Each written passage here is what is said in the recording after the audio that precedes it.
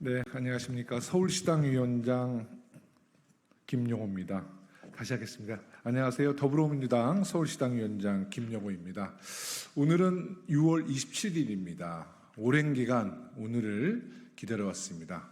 사실 저뿐만 아니라 전국의 청산 조합의 조합원들은 6월 27일을 오랫동안 기다려왔을 겁니다. 왜냐하면 재개발 재건축이 추진되고 있다가 입주가 끝나면 조합은 청산리로 전환되는데, 청산리로 전환된 이후부터는 어떤 기관도 청산리의 운영에 대해서 관리 감독을 할 수 없었습니다. 그런데 오늘 6월 27일부터는 청산연금 방지법이 시행되기 때문에 정말 조합원들이 궁금해했던 조합원들의 소중한 자산인 청산유보금이 얼마에서 시작해서 어떻게 쓰여졌고 지금 얼마나 남았고 또 그 남은 돈이 조합원들에게 어떻게 배분될지 이런 점에 대해서 궁금해 오셨고 답답해 오셨는데, 이제 6월 27일 오늘부터 청산유보금을 투명하게 공개할 수 있는 법적 근거를 만들었기 때문에 아마 오늘의 이 법안은 조합원들에게는 세상을 바꾸는 법으로 기억될 것이라고 저는 믿고 있습니다. 그러면 지금부터 기자회견 문을 낭독하겠는데요. 오늘 함께 해주시는 분들을 소개하겠습니다. 우선 서울시당의 청산연금 방지법 대책위원장이신 김한나 위원장님 함께하고 계시고요. 다음으로는 우리 더불어민주당 서울시당의 송파을 지역위원장이시기도 하고요. 또 변호사이시기도 한 송기호 위원장님 힘을 모아주고 계십니다. 그리고 서초구의회 청년구의원이시죠. 박재형 의원님도 함께하고 계십니다. 그러면 지금부터 송기호 위원장님이 기자회견문을 낭독하시겠습니다. 네, 감사합니다. 청산연금 방지법 시행. 정부는 즉각 전국의 청산조합을 전수조사하라. 드디어 오늘 6월 27일 자녀 업무를 핑계로 고의로 청산을 지연하며 조합원들의 사적 재산으로 장기간 임금과 상여를 받는 일부 부도덕한 청산조합장과 조합 관계자의 부정과 비위를 막기 위한 도시 및 주거환경정비법 개정안, 이른바 청산연금 방지법이 시행됩니다. 이 청산연금 방지법이 시행됨으로써 이제는 국토부와 지자체가 관리 감독하는 정비사업의 범위에 청산 단계도 드디어 포함됩니다. 작년 이맘때쯤 청산이 지연되고 있는 전국 청산조합 현황을 전수조사했고, 특히 청산조합장 한 사람과 사무원이 무려 1,300만 원에 이르는 급여를 수령하고 있는 충격적인 조사 결과도 밝힌 바 있습니다. 그런데 최근에도 서초구에서는 조합장 10억 성과금 지급이 조합원들 간의 큰 갈등과 논란을 빚고 있기도 합니다. 여전히 조합원의 재산을 사유화하는 일부 부도덕한 조합장의 문제는 현재 진행형입니다. 오늘 시행되는 청산연금 방지법이 꼭 필요한 이유이기도 합니다. 작년 12월 이 법이 국회 본회의를 통과하고 시행을 앞둔 지난 6개월 사이에 전국의 14개 조합이 청산을 마쳤습니다. 정상적인 절차에 따라 청산을 마치고 유보금을 조합원에게 나누어 돌려준 조합도 있겠습니다만, 법적 책임을 피할 목적으로 법 시행 전에 서둘러 청산을 마친 조합도 있을 것입니다. 그러므로 시행에 맞춰 조속한 전수조사가 필요합니다. 국토부에 공개적으로 요구합니다. 아직도 2010년 이후 해산한 전국 476개 조합 중 60%에 이르는 286개 조합이 아직 청산되지 않았습니다. 조합 해산 이후 현재까지 청산하지 못한 전국의 조합을 대상으로 청산유보금 집행 현안 등에 대해 즉각 전수조사를 실시해 주시기 바랍니다. 지난해 당시 원희룡 국토부 장관은 법이 마련되면 당장 청산조합 부조리를 뿌리 뽑겠다고 예결위 질의 과정에서 약속한 바 있습니다. 국회 민생입법이 국민에게 효능감을 줄 수 있도록 이제는 행정부가 책임감 있게 뒷받침해 주시기를 다시 한번 당부합니다. 후속 입법도 속도감 있게 준비하겠습니다. 이미 청산한 조합의 자료 보존 기간을 늘리고 조합원들의 요구에 따라 관련 자료를 열람, 공개할 수 있도록 하는 보완 입법을 검토하겠습니다. 또한 비용 절차 면에서 여러 가지 문제와 부작용이 있는 조합 총회 서면 의결 방식을 개선하는 입법 역시 준비하겠습니다.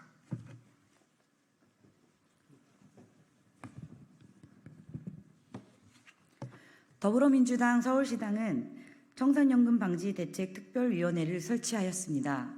청산연금 방지법 시행에 맞추어서 실질적으로 조합원들에게 불법적인 청산 유보금이 어떻게 활용되고 있는지 확인하고 돌려드릴 수 있도록 노력을 멈추지 않겠습니다. 청산연금 방지법이 시행됨에 따라 앞으로 국토부와 지자체장체장은 재개발, 재건축 조합을 청산을 대상으로 청산 업무를 성실히 수행할 수 있는지 확인 자료를 요청할 수 있습니다. 또한 필요하면 전문가로 구성된 점검반을 구성하여 현장 점검까지 할 수 있게 되었습니다.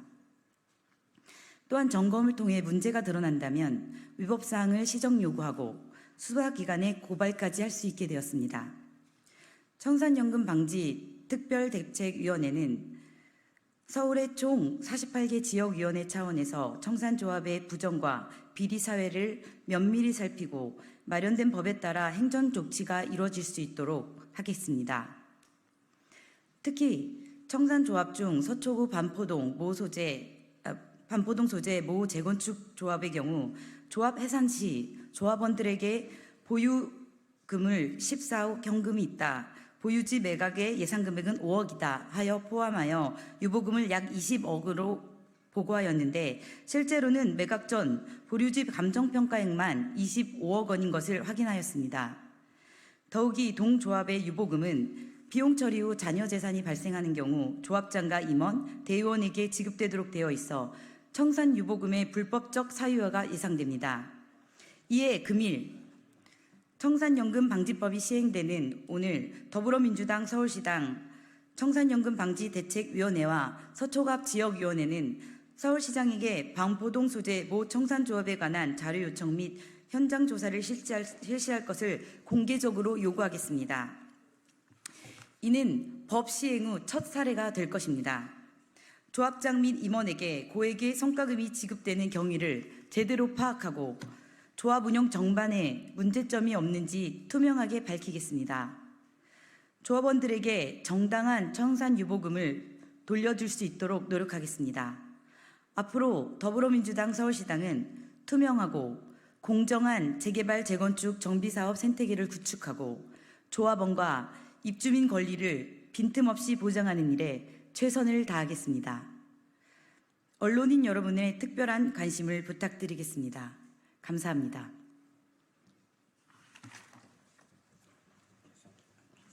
네, 2024년 6월 27일 더불어민주당 서울시당 위원장 김영호, 더불어민주당 서울시당 청산연금 방지대책특별위원회 위원장 김한나, 또 송지호 위원장님, 박지영 의원님 함께해 주셨습니다.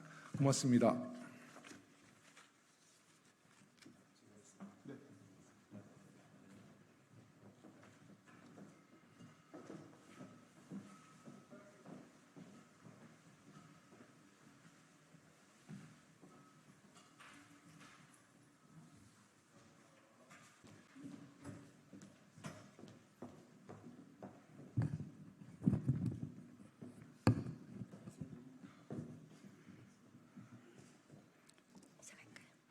안녕하십니까. 조국혁신당 박은정입니다.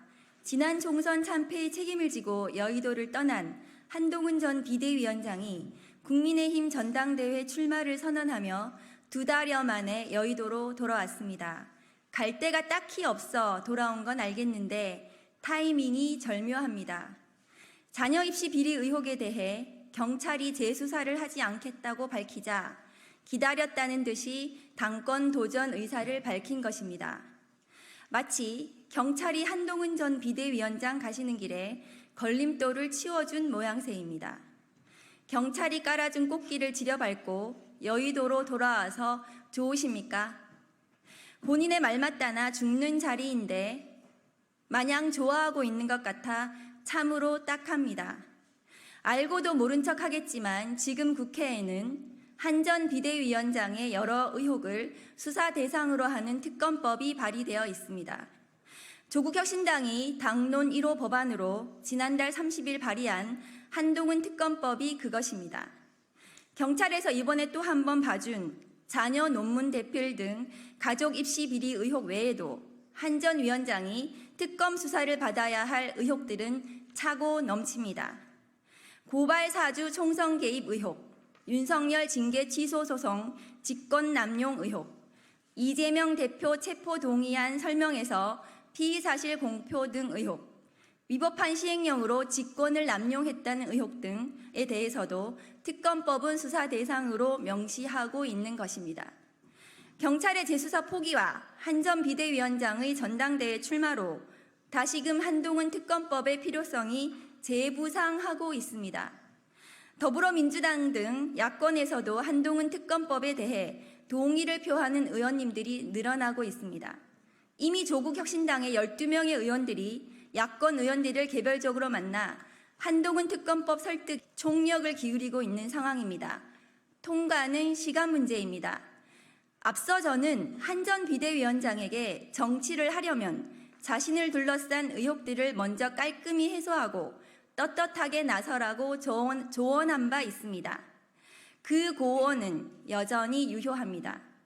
한 전 비대위원장은 민심에 반응하고 국민 눈높이에 맞는 국민의힘을 만들기 위해 모든 것을 바치는 것으로 진짜 책임을 다하려 한다고 밝혔습니다.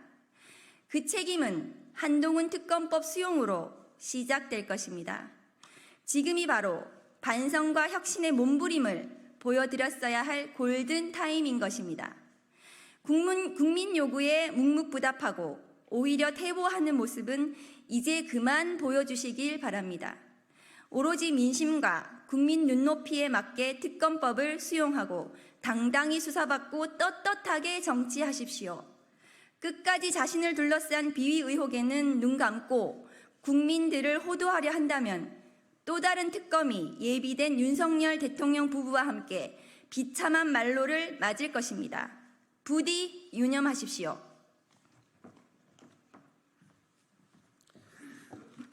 네, 오늘 기자회견을 주최해 주신 조국혁신당과 박은정 의원님께 깊이 감사드립니다.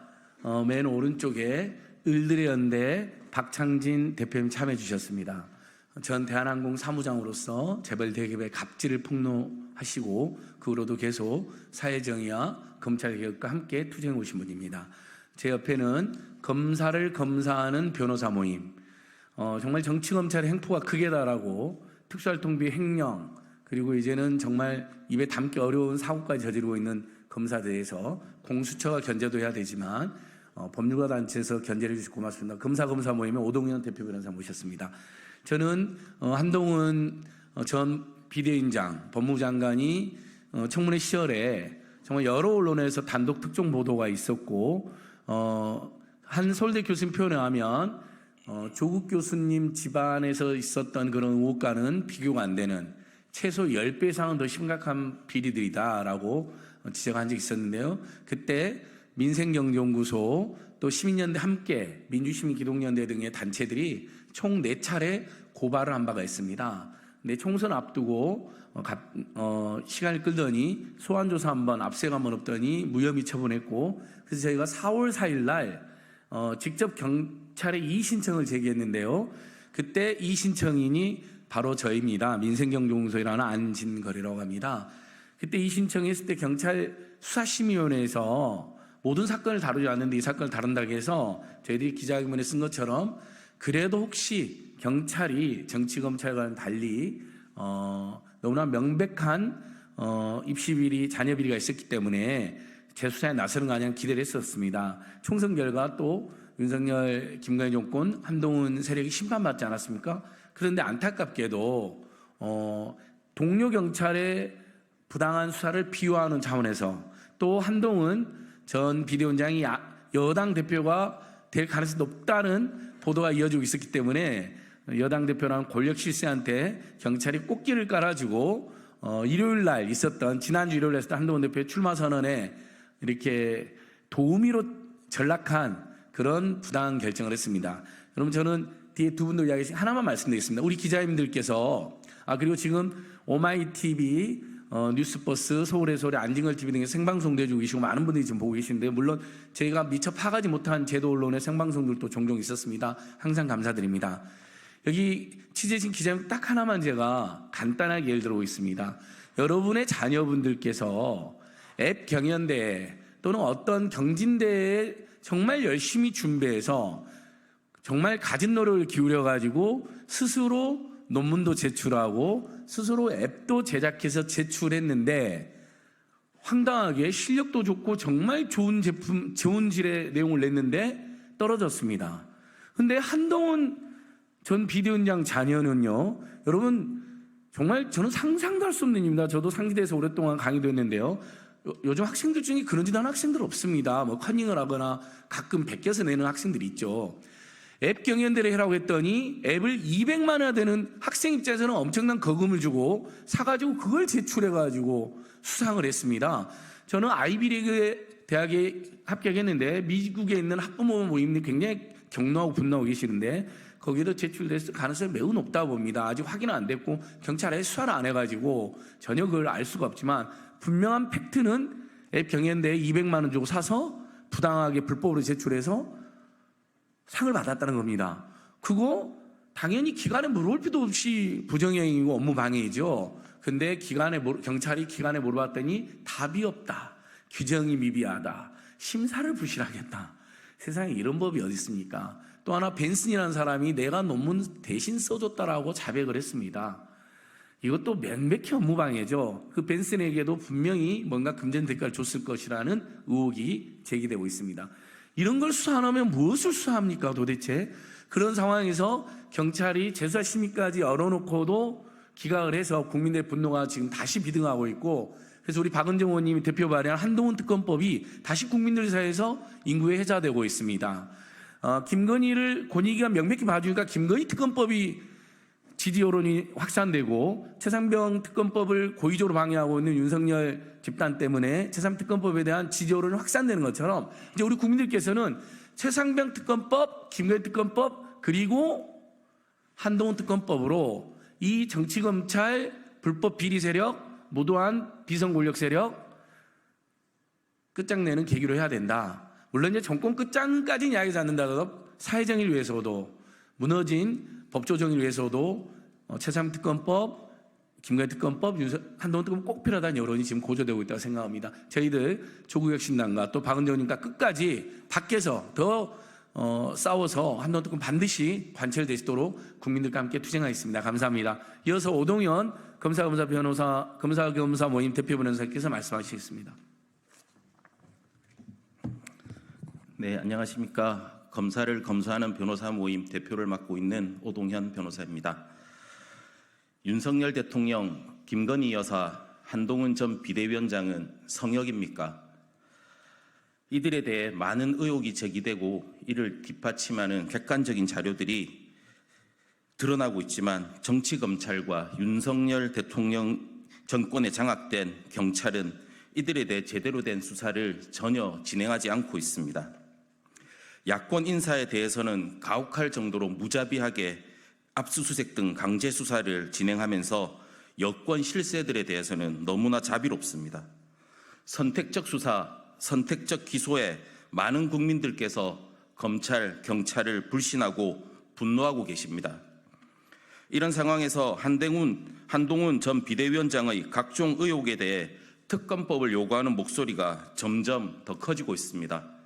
공정과 상식에 맞게 국민들의 분노를 진정시키고 모든 의혹을 밝혀내고 그 책임을 물을 수 있게 한동훈 특검법이 꼭 통과되기를 강력하게 촉구합니다. 감사합니다. 예, 참고로 오동현 변호사님 검사 모임에서는 한동훈 전 장관, 전 비대위원장의 검사 시절 특활비 오남용 불법 사용 의혹, 그리고 법무부 장관 시절 기록을 파기했다라고 스스로 자백한 문제 등을, 그리고 또 각종 선거법 위반의 행위 등에 대해서도, 사전선거운동 등 행위에 대해서도 법무장관으로서요 다 고발해 놓은 상태입니다. 그러니까 한동훈 특검법은 사실 한동훈 자녀 비리뿐만 아니라 박은정 의원님 말씀하셨던 것처럼 고발 사주 몸통이라는 의혹이 강하게 제기되고 있지 않습니까? 윤석열 대통령 그 정지 2개월 징계, 사실 그것도 가벼운 징계라고 1심 재판부가 이야기했는데 그걸 져주면 어떡합니까? 그런 부분들에 대해서 반드시 특검법이 처리돼야 될 필요성이 매우 높습니다. 입만 열면 야권 인사들에서는 없는 죄도 있는 죄로 조작하고 과장하고 티끌도 태산으로 만드니까 윤석열과 김건희와 자기 자신의 비리에 대해서는 정확히 단어조차 구사 못합니다. 도이치모터 주가 조작을 말 못해서 여러분 도이치 사건이라고 한 거 보셨죠? 그 얼마나 그 비열하고 비겁합니까? 그리고 명품 뇌물수수 의혹이 있는 명품 파우치, 디올백 온 국민이 다 얘기하는데 그것을 무슨 가방 사건이라고 그럽니다. 뭔 그런 경우가 어디 있습니까? 뭔 그게 가방입니까? 명품 디올백이라고 해야지. 할 말이 참 많지만 국민들이 계속 분노했다는 이야기 전해드리고 을들의 연대 박창진 대표님 말씀까지 들어보도록 하겠습니다. 네, 을들의 연대 대표 박창진입니다. 경찰을 비롯한 국가 권력이 일부 특권 세력과 권력만에 개가 되어서는 안 됩니다. 공권력의 올바른 책무는 오히려 다수 을들의 정의로운 지팡이가 되는 것이 그 본연의 역할입니다. 공정한 기준과 본연의 가치에 맞게 권력 관련 수사에 임하여 주십시오. 공동체 전체의 정의와 공정 그리고 상식을 지켜주십시오. 아울러 저희 을들의 연대는 원칙을 지키는 국가, 그 국가를 지키기 위해 노력하고 있는 법안 중에 하나인 한동훈 특검법의 신속한 처리를 정치권에 강력히 요청하는 바입니다. 감사합니다. 예, 오늘 우리 조국혁신당과 박은정 의원님, 그리고 정춘생 의원님, 김선민 의원님 등이 함께 준비해 주신 기자회견 다시 한번 진심으로 감사드립니다. 김건희 특검법, 최상변 특검법, 그리고 한동훈 특검법 반드시 6월 7월 안에 처리되고 통과돼야 됩니다. 안에서는 의원님들이, 밖에서는 을들의 연대, 또 검사 모임, 민생경제연구소, 또 윤석열, 김건희, 한동훈 일가의 온갖 비리 진상 규명을 위한 국민들의 여러 모임이 있는데요. 정말 최선을 다해서 투쟁하겠습니다. 오늘 그럼 기자회견을 마치겠습니다. 감사합니다.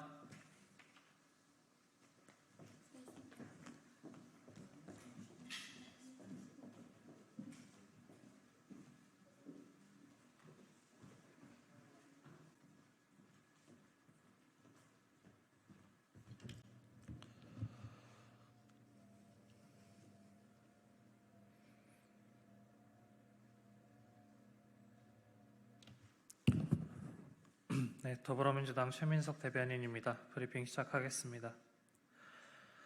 한반도 리스크만 키우는 윤석열 정부, 힘에 의한 평화에 어떤 실익이 있습니까?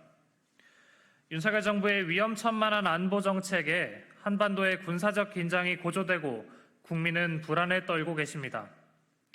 해병대가 9.19 군사합의로 멈췄던 서북도서 해상사격 훈련을 근 7년 만에 재개했습니다.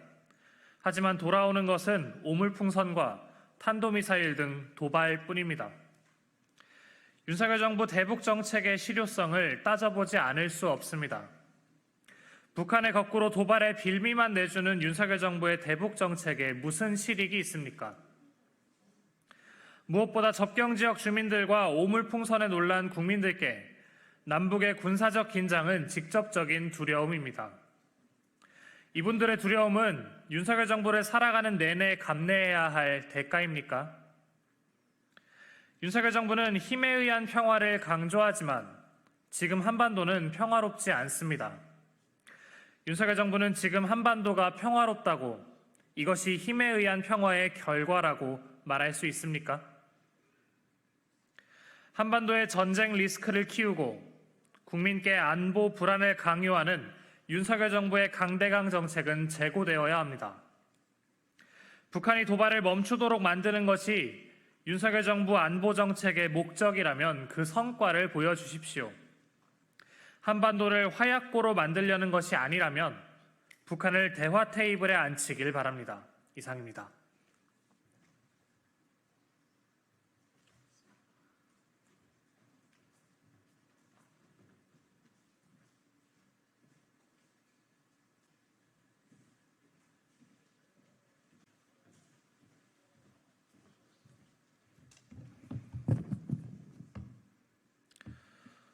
네, 더불어민주당 최민석 대변인입니다. 브리핑 시작하겠습니다. 제조업 선진국의 그림자, 노동 후진국 대한민국을 방치할 수 없습니다. 코스트코 사망 사건, 전주페이퍼 사망 사건, 화성공장 참사까지 셀 수 없는 노동자들이 죽음을 당하고 있습니다.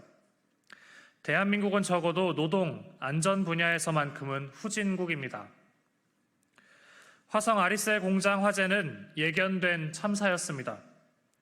소방당국은 이미 참사 3달 전 화재의 위험성을 경고했던 것으로 드러났습니다.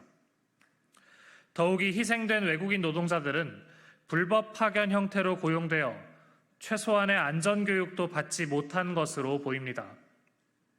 정부 역시 열악한 노동 현장을 방치한 것은 마찬가지입니다. 고용노동부는 최근 5년간 아리셀에 대해 어떠한 산업안전 감독이나 위험성 평가 점검도 하지 않은 것으로 확인되었습니다. 정부가 더 철저하게 감독하고 사측이 소방당국의 권고대로 안전조치를 하며 안전교육 실시 등 법을 준수해 노동자를 고용했다면 막을 수 있었던 참사였던 것입니다. 그러나 공장 운영업체 아리셀과 인력업체 메이셀은 업무 지시를 서로가 내렸다고 주장하며 화재와 불법 파견 책임을 서로에게 떠넘기고만 있습니다. 참으로 참담합니다. 업체의 시시비비에서 누가 진실을 말하든 사망한 23명의 노동자는 돌아오지 않습니다. 이익에 눈멀어 안전조치를 등한시하다 참사를 만들어낸 책임을 엄히 물어야 합니다. 노동 후진국, 대한민국을 방치해서는 안 됩니다. 열악한 노동 현장, 죽음의 일터가 더 이상 대한민국에 발붙이지 못하게 해야 합니다. 윤석열 정부는 유가족의 절규와 제조업 선진국의 실체가 안전 후진국이라는 외신의 질타를 무겁게 받아들여 중대재해처벌법 무력화 시도를 중단하고 지금이라도 노동자 안전을 제대로 돌보기 바랍니다. 이상입니다.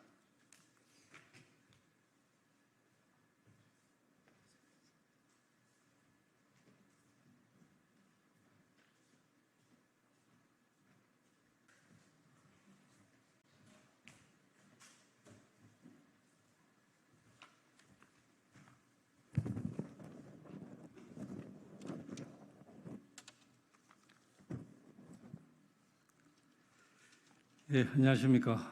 경북 경주시 국회의원 김석기입니다. 오늘 2025년 에이펙 개최 도시로 경주시가 최종 선정되었다는 내용으로 회견문을 발표하겠습니다. 지난 6월 20일 경주시는 2025 에이펙 정상회의 개최 도시로 잠정 발표가 있었고 오늘 최종 확정이 되었습니다. 에이펙 개최 도시 선정을 위해 선의의 경쟁을 해왔던 인천광역시 그리고 제주도에 위로와 감사의 마음을 전합니다.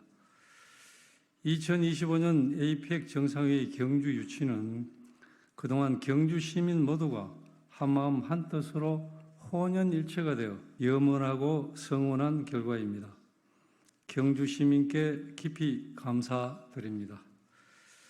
경주시는 경주 범시민 추진위원회를 중심으로 유치 염원 서명운동을 추진하여 85일 만에 경주시 인구의 6배에 달하는 146만여 명의 서명을 받았습니다. 그리고 경주 시민들은 그간 모든 행사가 열릴 때마다 에이펙 유치 기원 퍼포먼스를 펼쳐왔으며 교회, 사찰, 성당에서도 경주 에이펙 유치를 위해 간절히 염원하고 기도해 왔습니다. 저와 준하경 경주시장, 이철우 경상북도 지사는 2025 에이펙을 반드시 경주시에 유치해야 된다는 신념으로 에이펙 개최도시 선정위원회 위원 17분 전원과 외교부, 국무총리실, 대통령실 등 개최도시를 결정하는 관련 인사들을 대상으로 경주가 최적지임을 알리고 설명하는 데 정말 최선을 다했습니다. 특히 이 과정에서 대구, 경북 27명의 국회의원 전원과 울산, 부산, 경남 지역의 31명의 국회의원, 총 58명의 영남권 국회의원들이 고맙게도 경주가 최적지라며 2025년 에이펙 경주 유치 지지 성명서에 서명을 해서 저에게 주셨고, 저는 이를 에이펙 개최도시 선정위원회로 전달하였습니다. 이는 최종적으로 경주가 개최도시로 선정되는데 큰 참고가 되었다고 생각합니다. 도와주신 모든 분들께 마음 깊이 감사드립니다. 존경하는 시민 여러분, 그리고 국민 여러분, 이제 내년이면 미국, 일본, 중국, 러시아 등 세계 21개국 정상들이 경주로 오게 됩니다. 2025 에이펙 경주 유치에는 성공했습니다만 이제부터 시작입니다. 이제는 정상회의를 성공적으로 치러내야 한다는 새로운 과제를 맞이했습니다. 범정부적 기구가 출범하여 내년 에이펙 정상회의를 철저하게 준비하겠지만 외빈을 직접 맞이하는 우리 경주 시민들의 역할 역시 막중합니다. 이번 에이펙 유치 과정에서 보여준 경주 시민들의 열망과 단합된 힘을 다시 한 번 더 보여준다면 역대 어느 에이펙보다 더욱 성공적인 행사가 될 것으로 믿어 의심치 않습니다. 미국, 일본, 중국, 러시아와 같이 세계를 이끌어가는 21개국 정상들이 새롭게 가꾸어진 경주에 모여 아름다운 경주 단풍을 배경으로 신라 왕의 복장을 하고 평화의 종을 타종하는 인상적인 모습을 보여줄 것이며, 이를 본 지구촌 곳곳의 세계인이 천년고도 경주로 몰려들 것입니다. 그리고 우리나라의 국격을 더욱 높일 수 있는 에이펙 정상회의의 성공적 개최를 위해서는 범정부적 지원은 물론이고 국회에서도 여야 구분 없이 행사의 성공을 위해 아낌없는 지원을 부탁드립니다. 저도 2025 경주 에이펙 정상회의의 성공적 개최를 위해 경주 시민 그리고 국민 여러분과 함께 있는 힘을 다해 완벽하게 준비해 나가겠습니다. 감사합니다.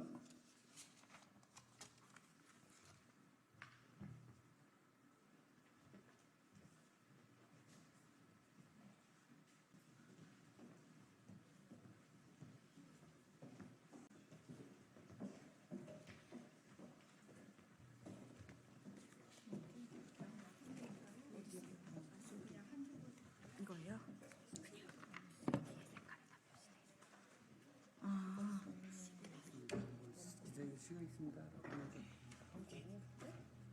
티켓을 어떻게 하지? 백승원은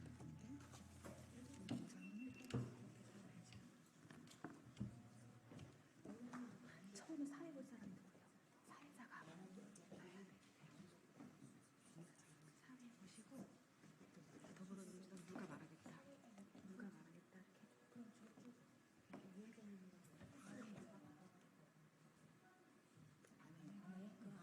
그냥 해. 알았어.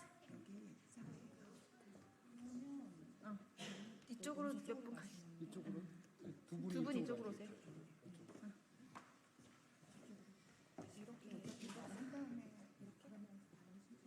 그냥 제가 시작할게요. 다 되셨나요? 사회가 어때요, 소통관이? 그래서 그냥 이거 말씀하시고 그럴게요. 네네. 이건 여기까지만 하고 나오면 돼요. 네네. 그다음에 이건 마지막에. 네, 안녕하십니까. 더불어민주당 국회의원 백승아입니다.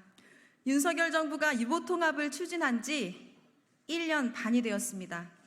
유보통합 발표 1년이 지난 지난해 12월 국회는 유보통합을 위한 정부조직법 개정안을 통과시켰습니다. 단서 조건이 있었습니다. 국가재정투자계획, 지자체 영유아 보육사무, 예산의 이관 방안, 통합기관의 교사 자격 기준과 처우 개선 등을 포함한 통합모된 시한을 3개월 이내에 국회에 보고해야 한다는 것이었습니다. 하지만 지난 3월 교육부가 보고한 자료는 구체적인 내용이 없는 빈 껍데기였습니다.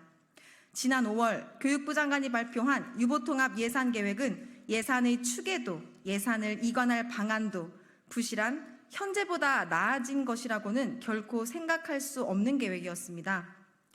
오늘 교육부 통합 모델 시안이 나옵니다. 2학기부터 모델 학교를 시행하겠다고 합니다.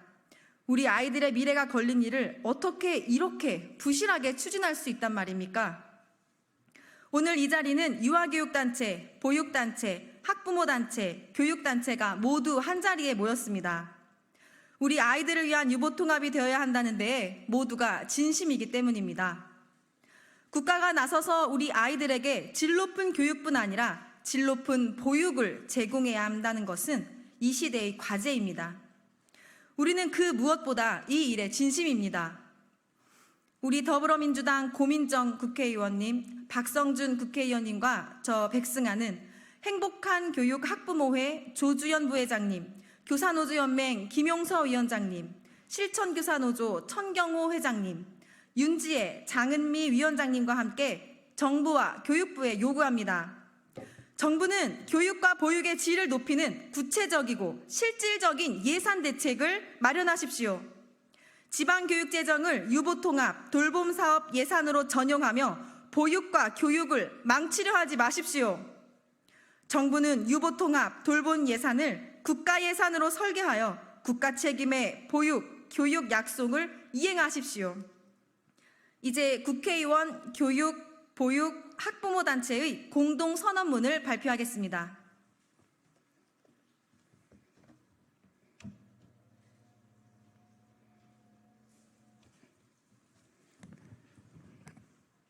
네, 교사노조연맹 위원장 김용서입니다.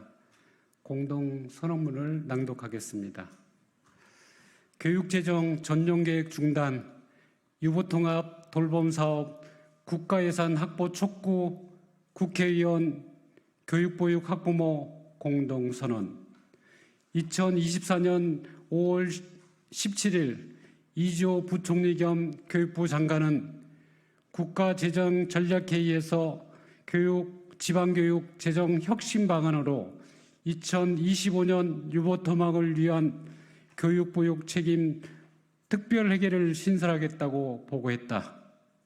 2023년 영유아 교육 예산 규모에 기반하여 15조 원 규모의 교육 돌봄 책임 특별회계를 신설하고 유보통합에 따른 교사 처우 개선 등의 추가 필요 재원 2, 3조 원 가량은 법 개정을 거쳐 지방교육 재정 교부금을 활용하겠다는 것이다.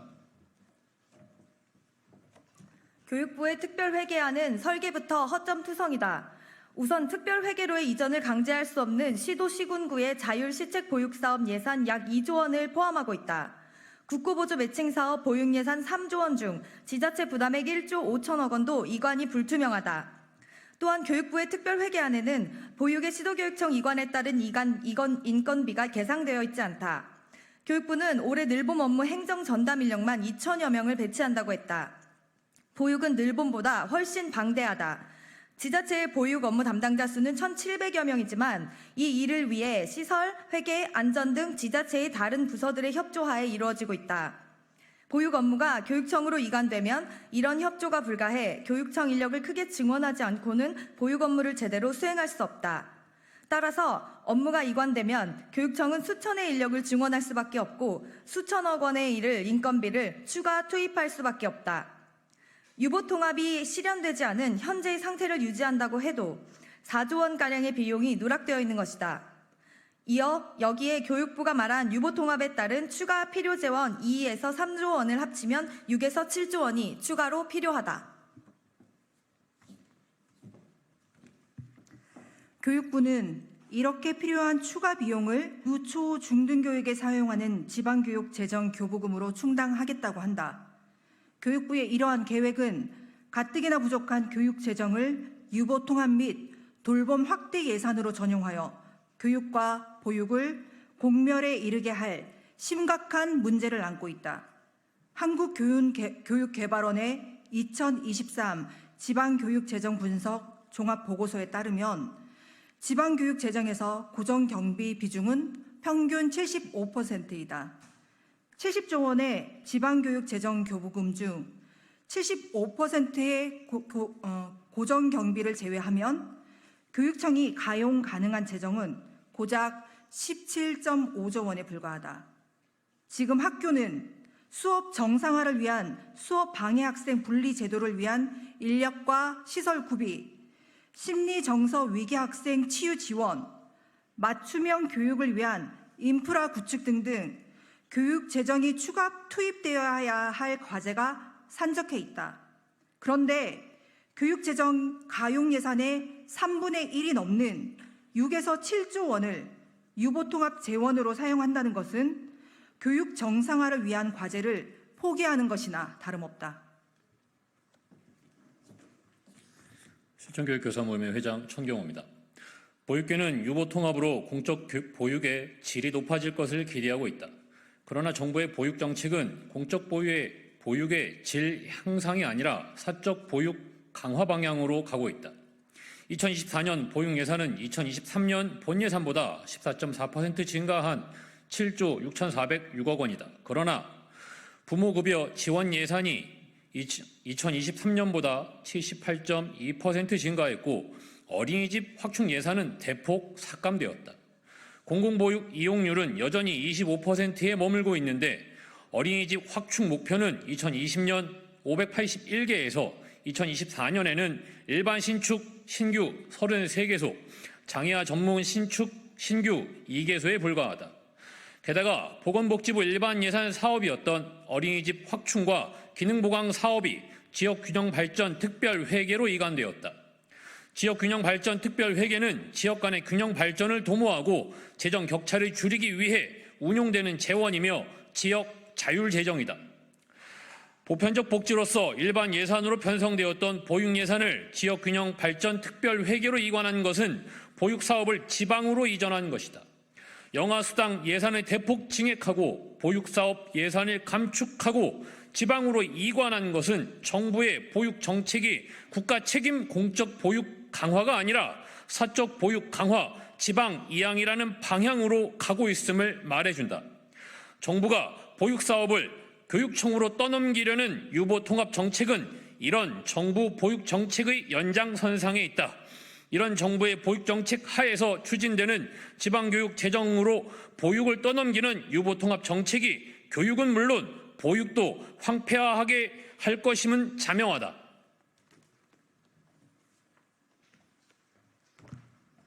행복한 교육학부모 부회장 조주연입니다. 정부는 아동과 학생 수 감소로 줄어드는 만큼의 보육과 교육 예산을 유보통합 재원으로 충당하면 된다고 생각한다. 그러나 아동이 줄면 영아수당처럼 부모에게 지급하는 사적 보육 예산은 줄어들지만 공적 시설을 통한 보육과 교육 예산은 그렇게 줄어들지 않는다. 오히려 시대 발전에 맞는 질 높은 보육과 교육을 위한 예산 증액이 필요하다. 저출생 국가 위기 극복을 위해서는 턱없이 부족한 공적 보육을 확대하고 교육의 질을 높이는 과감한 투자가 필요하다. 교육청이 교육 재정으로 보육을 감당하지 못하면 보육의 질도 낮아질 수밖에 없다. 유보 통합이 보육의 질을 높이는 것이 아니라 보육의 질을 낮추고 교육도 황폐화하게 하는 최악의 결과를 낳게 하는 것이다. 유보 통합으로 인한 교육과 보육의 공멸을 막을 방법은 유보 통합 재원을 국가 예산으로 충당하는 방법뿐이다.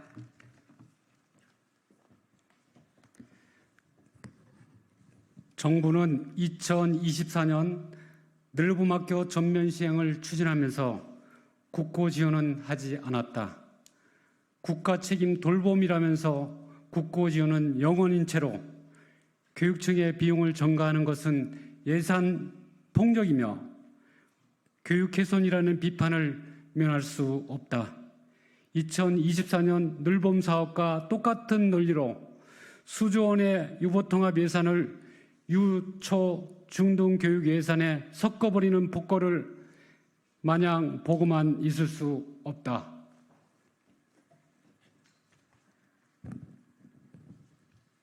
이에 저출생 국가위기 극복과 어린이, 청소년의 건강한 성장을 기원하는 우리 국회의원, 교육, 보육, 학부모들은 유보통합 및 돌봄과 관련하여 다음과 같이 요구한다. 하나, 정부는 지방교육 재정 교부금의 유보통합과 돌봄 예산 전용 계획을 중단하라. 하나, 정부는 질 향상을 보장하는 유보통합의 예산 규모를 다시 명확히 산정하라. 하나, 정부는 국가 책임 영유아 보육, 교육을 위한 국가 예산 확보 방안 마련하라. 하나, 국회는 국고로 영유아 보육, 교육 예산을 확보하는 유보통합 재정법 제정하라. 2024년 6월 27일 유보통합을 교육재정 전용이 아니라 국가 책임 예산으로 확보하기를 촉구하는 국회의원, 교육, 보육, 학부모 일동. 이상으로 기자회견을 마치겠습니다. 감사합니다.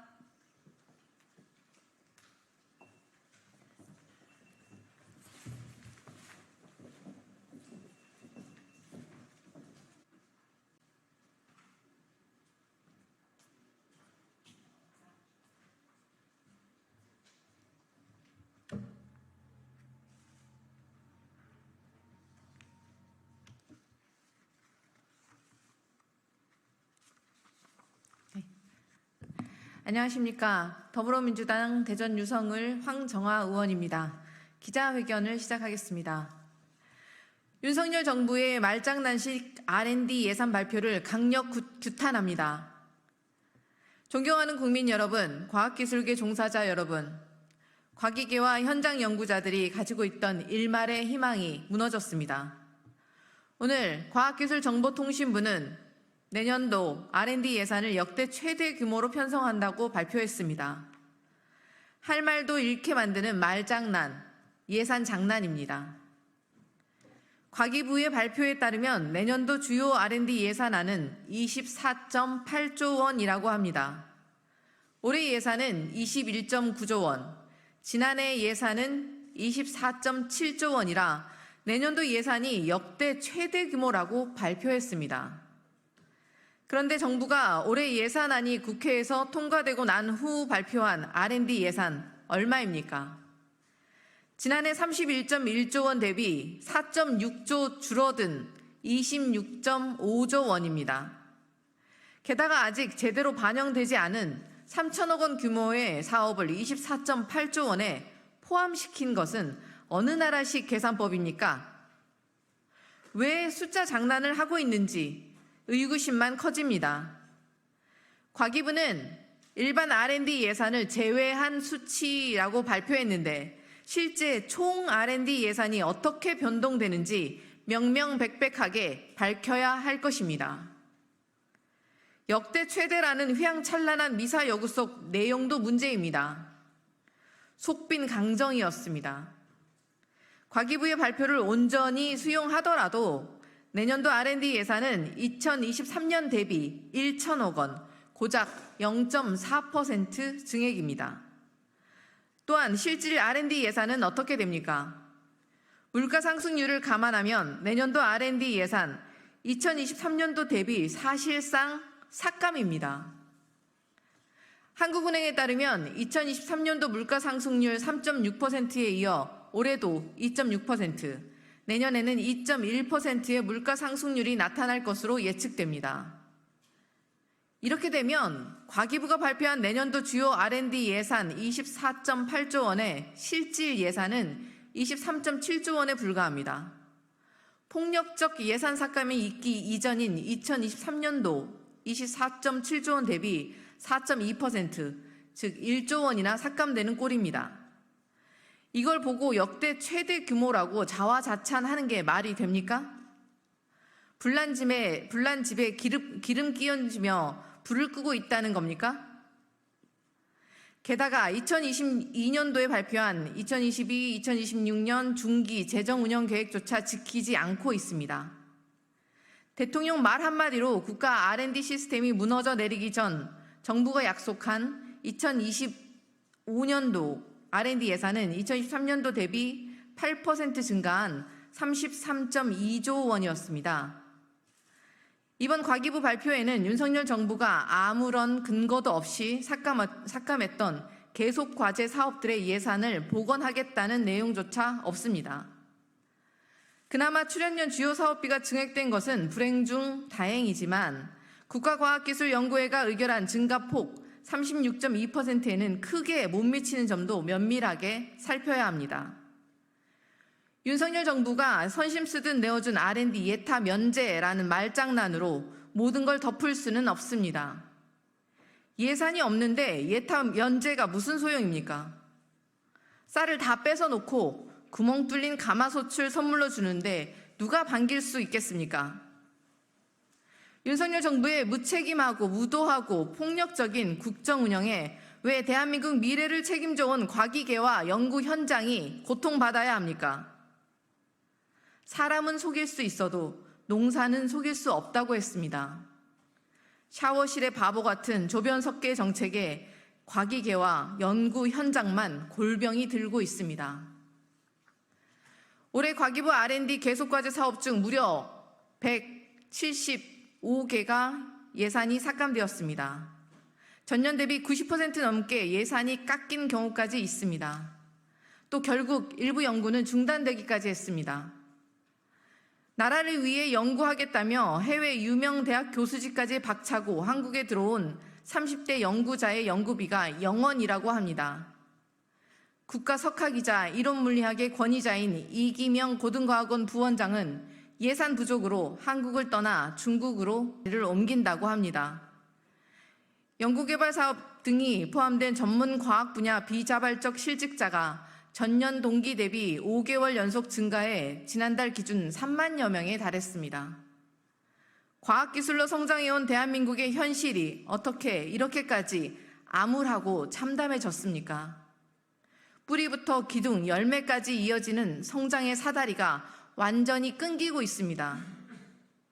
R&D 예산 목표제 법제화의 필요성을 윤석열 정부가 증명하였습니다. 대통령 말 한마디와 정부의 말장난으로 국가 미래 100년 대계인 R&D가 흔들릴 수 없도록 국가 총 예산의 5% 이상을 R&D에 투입하겠습니다. 내년까지 기다리다간 무너지는 과학기술을 돌이켜 세울 수 없습니다. 국회 과학기술정보방송통신위원회 위원이자 예산결산특별위원회 위원으로서 정부의 R&D 추경도 강하게 요청하겠습니다. 정부, 여당에도 촉구합니다. 과학은 정쟁의 대상이 아닙니다. 제대로 된 R&D 예산 복원, 시스템 재구축이 없으면 대한민국의 미래 10년, 100년 처참히 무너져 내립니다.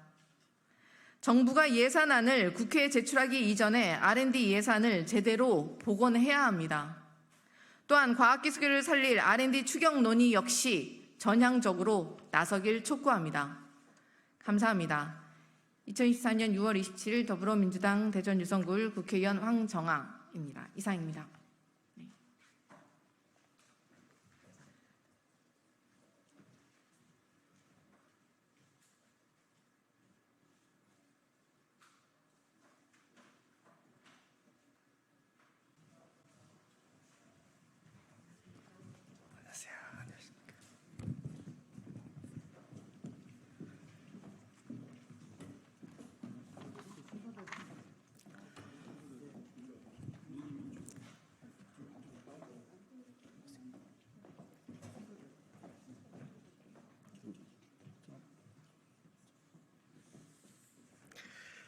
안녕하십니까. 세종시을 국회의원 강준현입니다. 민주당 당원단체 및 지역위원회에서 지구당 부활과 지역위원장 직선제를 통해 원외 당원 주권을 보장하라는 내용의 기자회견을 하러 오셨습니다. 참석자를 소개해드리겠습니다. 민대련의 이준용 대표님, 민대련의 정윤희 대표님, 민민운의 공강귀 운영진, 세종강물의 김명미 대표님, 대구당의 김유미 운영진님, 더불어민주당 마포갑 이지은 지역위원장님, 더불어민주당 마포구의 장정희 의원님, 더불어민주당 동작을 류삼영 지역위원장님, 더불어민주당 화성을 진석범 지역위원장님이십니다. 지금부터 기자회견을 시작하도록 하겠습니다.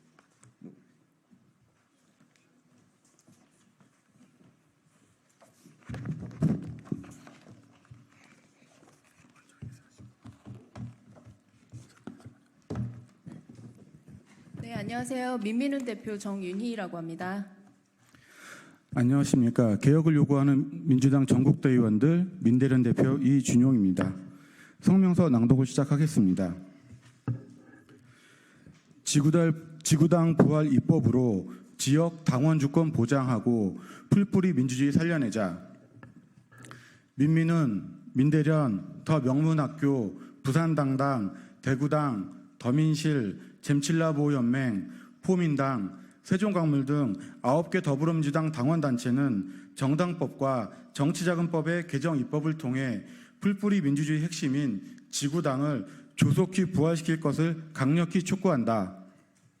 지난 2002년 대선 당시 국민의힘 전신 신한국당의 소위 차떼기 불법 대선 자금 스캔들이 불거진 것을 계기로 구 지구당은 지역 단위 불법 정치 자금의 근절을 명분으로 2004년 3월 정당법 개정을 통해 폐지되었다.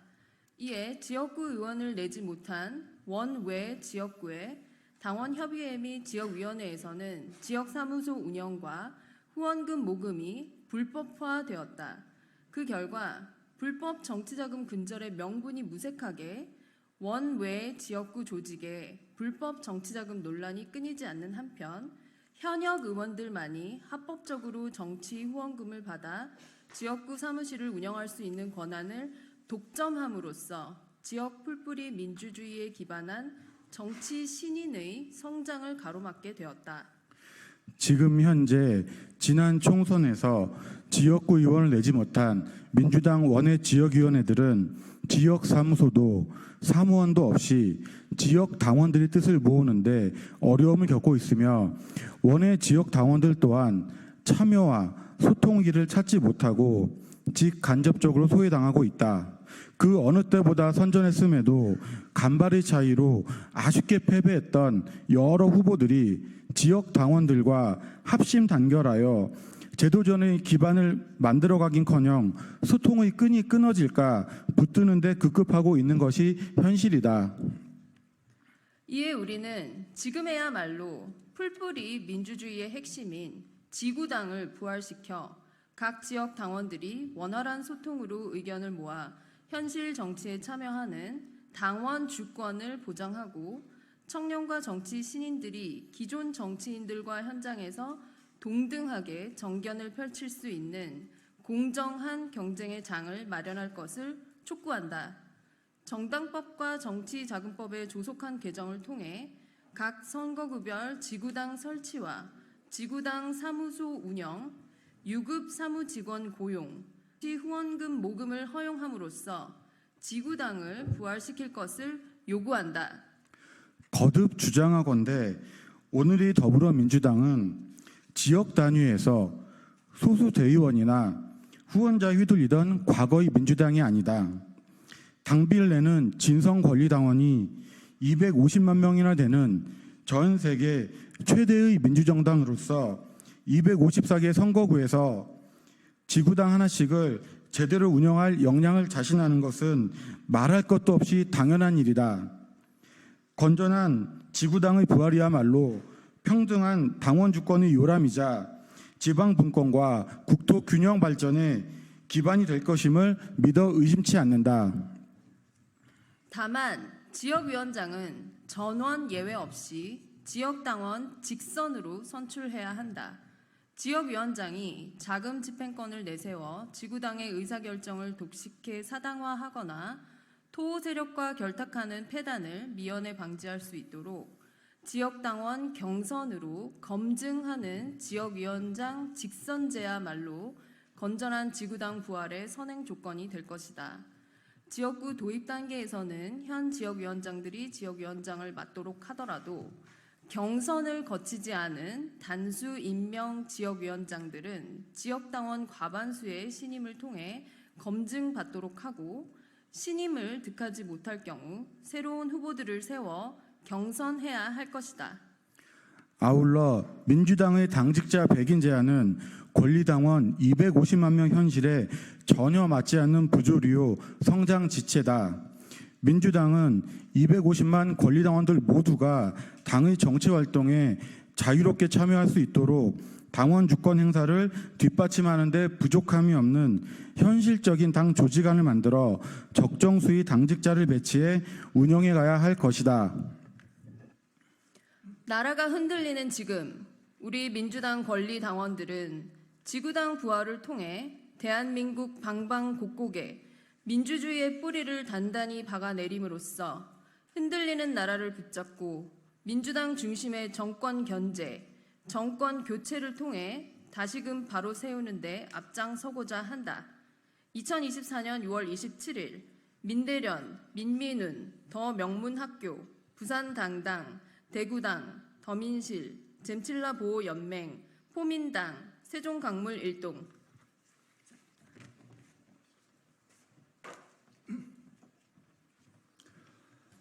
안녕하세요. 더불어민주당 동작을 권리당원 공강기입니다. 지난 2004년 개정된 정치자금법과 정당법은 20년의 시간이 지난 지금과는 많은 괴리가 있습니다. 20년이 지난 지금 민주당은 당원의 수가 기존 대비 10배 늘어난 250만 명에 이르고 있습니다. 이런 상황에 적극적으로 대처할 수 있는 지역위원회의 법적, 제도적 장치가 필요하다고 생각되어서 성명서 초안을 작성해서 여러 당원단체와 함께 발표하게 되었습니다.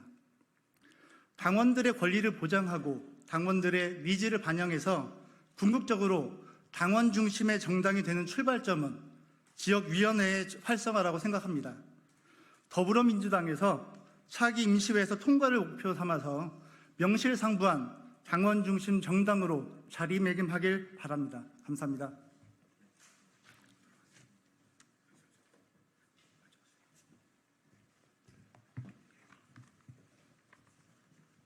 지역에서 정당 활동을 해보면 지역위원회의 사무실이 어디냐고 묻는 사람들이 많습니다. 하지만 대구 경북에는 민주당의 지역위원회 사무실이 단 한 곳도 없습니다. 대구시당 사무실 한 곳과 경북도당 사무실 한 곳이 전부입니다. 대구에만 2만 명이 넘는 당원이 있지만 당원들은 발 붙일 곳 하나 없습니다. 상향식 민주주의, 풀뿌리 민주주의를 외치며 정작 당원들의 목소리를 들을 수 있는 민주당의 가장 기초적인 지역위의 사무실이 없다는 것은 너무나 모순적입니다. 당원들은 목소리를 내고 싶습니다. 당원들은 정당에 참여하고 싶습니다. 온라인 정당으로의 변화도 좋지만 사람을 위한 정치는 사람을 만나는 것에서부터 시작하는 것 아닙니까? 지구당을 부활시켜 당원들이 자유롭게 모이고 그 목소리를 담을 수 있는 정당으로 나아가길 간절히 빕니다.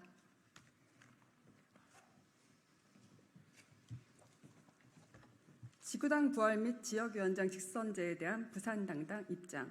지난 총선 부울경 지역에서는 예상 의석수를 훨씬 밑도는 결과로 대부분의 당원들은 절망의 나날을 보내고 있다. 총선 결과에 대한 여러 연구와 이유는 많이 나왔지만 종합해보면 지역 당원들의 결집이 부족했다는 것이 명백하다.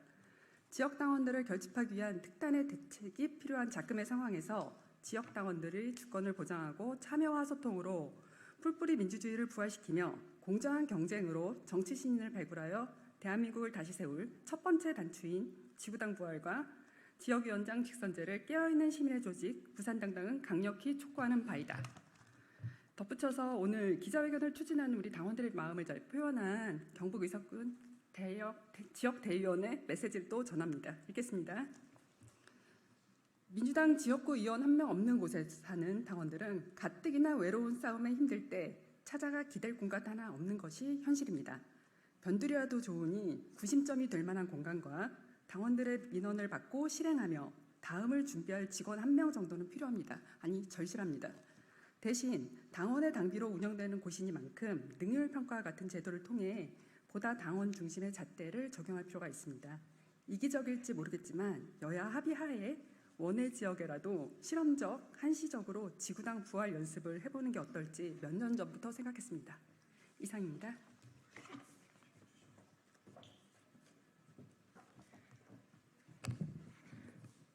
우리는 만나고 싶습니다. 안녕하세요. 더불어민주당 마포갑 지역위원장 이지은입니다.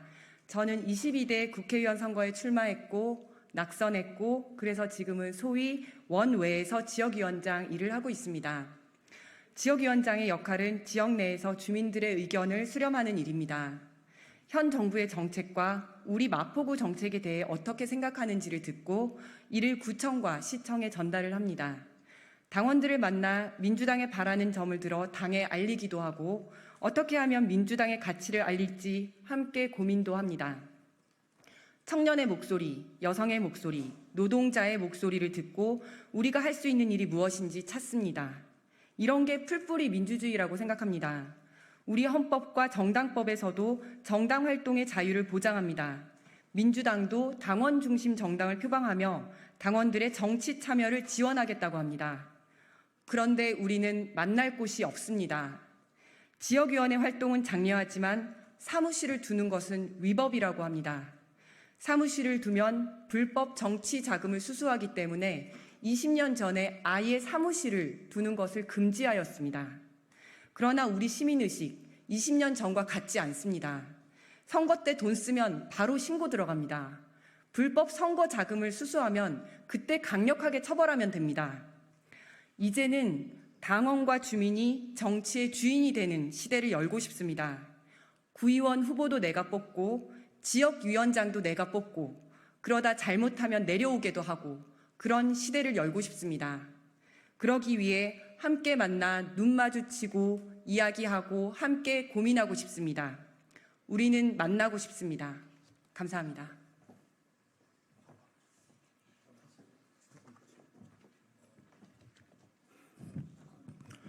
네, 안녕하십니까. 경기도 화성을 지역위원장 진석범입니다. 지역은 지역 주민이 주인입니다. 당연히 당원도 우리 민주당의 주인입니다. 그렇지만 지역에서 우리 주인을 만날 수 있는 공간이 없습니다. 저도 이번에 지역위원회 개편 작업에 착수했습니다. 굉장히 어렵습니다. 함께 일할 수 있는 사람도 없고 또 기존에 우리 권리당원분들 지역마다 250만 명이기 때문에 평균을 내봐도 10,000명입니다. 이런 분들을 지역위원장 혼자 내지는 저를 도왔던 일부의 사람이 장소도 없는 곳에서 이분들을 상임위원, 운영위원, 지역대의원 또 전국대의원을 구성한다는 것이 현실적으로 어려움에 봉착해 있습니다. 그렇기 때문에 지구당이라는 것을 부활해서 지역 주민과 또 당원들을 만날 수 있는 곳을 꼭 만들어야 됩니다. 그것이 결국은 민주당이든 국민의힘이든 어떤 당이든 당연히 원할 것으로 저는 생각됩니다. 지역 주민들의 민원과 당원들의 민원을 모아서 문제를 해결하는 것이 국회의원의 역할 또 지역위원회의 역할이라고 생각합니다. 여러분들도 이런 뜻을 널리 이해하시고 지역위원회가 지구당으로 부활될 수 있도록 많은 도움 부탁드리겠습니다. 감사합니다.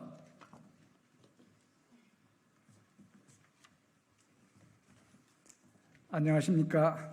더불어민주당 동작을 지역위원장 유삼영입니다. 지구당은 부활되어야 합니다. 최근 지구당 부활론이 다시 고개를 드는 이유는 두 가지라고 생각을 합니다. 첫째, 공정하지 않습니다. 현행 선거제와 정당법은 그야말로 성자 독식, 성자에게 일방적으로 유리한 제도입니다. 선거에서 이긴 국회의원은 지역 내 사무실을 둘 수 있고 정치 후원금을 받을 수 있는 반면 낙선한 지역위원장은 사무실을 둘 수도 없을 뿐더러 정치 후원금을 모집하기가 어려워서 지역 활동에서 불리하고 경제적인 어려움을 겪고 있습니다. 그래서 일방적으로 국회의원에게만 유리한 지금의 제도는 공평하지 않습니다. 둘째, 민주주의 발전에 저해가 됩니다. 지구당은 지역 내 여론을 수렴하고 정치적 이념이 같은 사람을 결집시키고 또한 정치적 충원을 담당하는 풀뿌리 민주주의의 기초적 기능을 하는데, 이 지구당이 없어지면 지역 내 여론 수렴이 원활치 못하고 당원들 간의 소통도 어려워지고 해서 풀뿌리 민주주의 발전을 기대하기가 어렵게 되는 것이죠.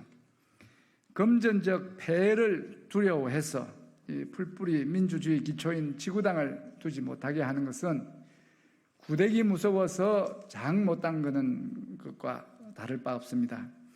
지구당을 둘 때 우려되는 문제인 과도한 비용, 정치 부패는 그동안 선거법에서 잘 규제했고 돈 안 쓰는 선거 문화가 이제 정착이 되어 있으므로 크게 염려할 문제는 아닌 것입니다.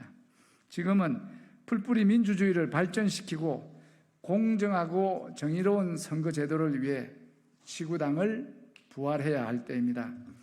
2004년 그때는 지구당을 폐지하는 것이 맞았지만 2024년 지금은 지구당을 살리는 것이 옳습니다. 그만큼 우리 국민의 정치의식 수준이 발전했기 때문이죠. 시대에 맞게 법을 잘 고쳐 쓰는 지혜가 필요한 때라고 생각을 합니다. 감사합니다. 전국의 당원께서 오셔서 귀한 말씀 해주셨습니다. 이상 기자회견 마치도록 하겠습니다. 감사합니다.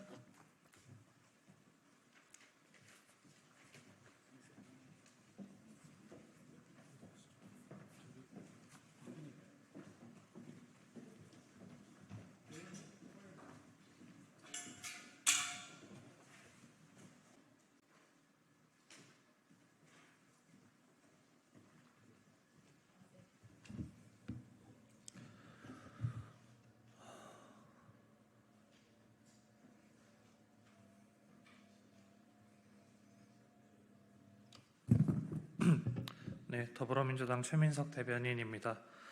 브리핑 시작하겠습니다. R&D 예산 역대급 증액한다더니 고작 원상복구라니 제비다리 고치고 생색내는 놀부와 뭐가 다릅니까?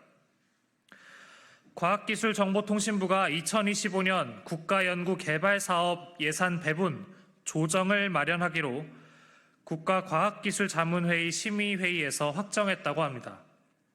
그런데 내용을 보니 가관입니다. 총액 24조 8천억 원, 2023년 삭감 이전 편성된 24조 7천억 원과 대동소이합니다. 결국 원복이 아니냐는 지적에 대해 류광준 과학기술혁신본부장은 복원이 아니라 그 이상 확대라며 궤변을 늘어놓았습니다. 멀쩡한 R&D 예산을 난도질해 비난을 받으니 나눠먹기식 비효율을 제거하고 역대급 증액을 하겠다는 변명만 해놓고 결론은 23년 수준의 예산입니까? 이미 수많은 청년 과학도들이 연구 현장을 떠났고 과학기술계의 기초체력은 무너졌습니다. 다시 획기적으로 늘려도 모자랄 판에 원복이 말이 됩니까? 스스로 부러뜨린 제비다리 고치고 생색내는 놀부와 뭐가 다릅니까? 심지어 대통령실은 R&D 예산 삭감에 따른 실직자 증가 유감이라고 조롱하며 청년 과학도들의 가슴에 또다시 대못을 박았습니다. 무능하고 무책임한 즉흥적 정책을 던졌다가 논란이 되면 대단한 계획의 일부였던 것처럼 급히 수습하는 꼴은 이제 지나가던 소도하는 전형적인 윤석열 정부의 책임 회피 방식입니다. 더불어민주당은 적선하는 식의 원상복구 예산이 아닌 우리 과학기술계의 기초 체력을 다시 불어넣는 예산 수립을 위해 최선을 다할 것입니다. 이상입니다.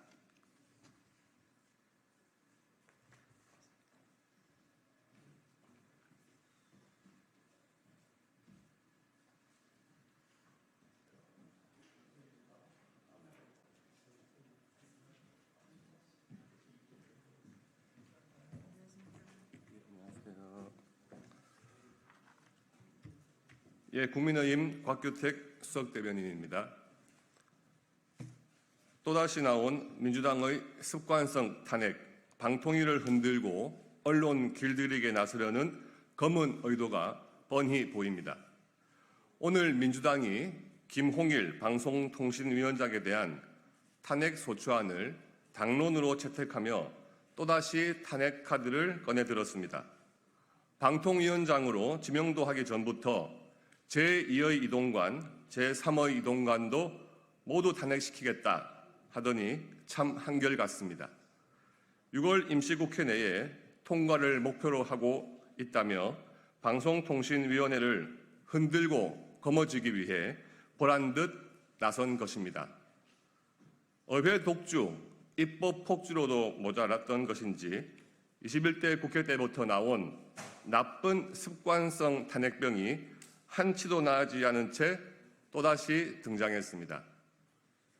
법사위원회에서는 지난 21대 국회에서 대통령 제의 요구로 폐기된 방송 3법을 비롯해 방송통신위원회법 개정안까지 추가해서 졸속 강행 처리한 지 불과 사흘 만에 방통위원장의 탄핵을 당론으로 채택한 것은 그 저희가 충분히 의심될 정도입니다.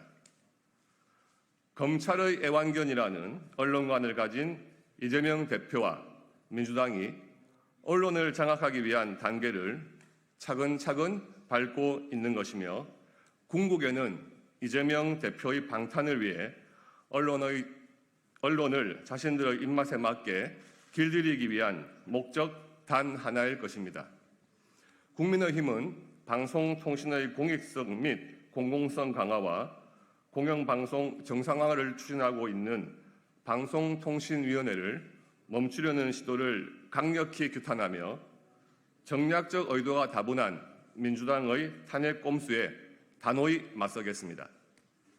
민주당은 국민께서 부여하신 입법 권력의 남용에 대한 대가와 그 책임에서 결코 자유로울 수 없음을 직시하십시오. 네, 감사합니다.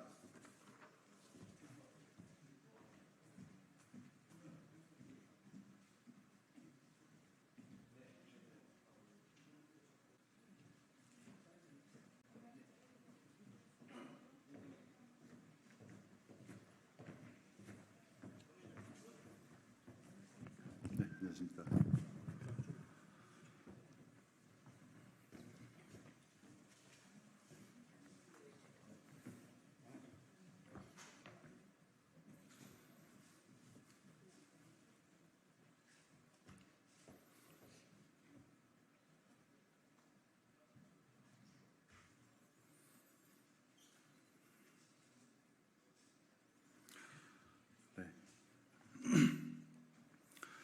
네, 시작하겠습니다. 출마 선언에 앞서 며칠 전 경기도 화성시 리튬 1차 전기공장 화재 사고로 유명을 달리하신 작업자분들과 유가족분들께 깊은 애도와 위로의 말씀을 전합니다. 살기 위해 일하는 일터에서 매년 800여 명에 이르는 직장인들이 안타까운 사고로 세상을 떠나고 있습니다. 안전이 우선인 나라 생명이 보장되는 일터가 실현되기를 기원하며 윤석열 정부와 국민의힘이 마음을 모아 고인의 명복을 빕니다.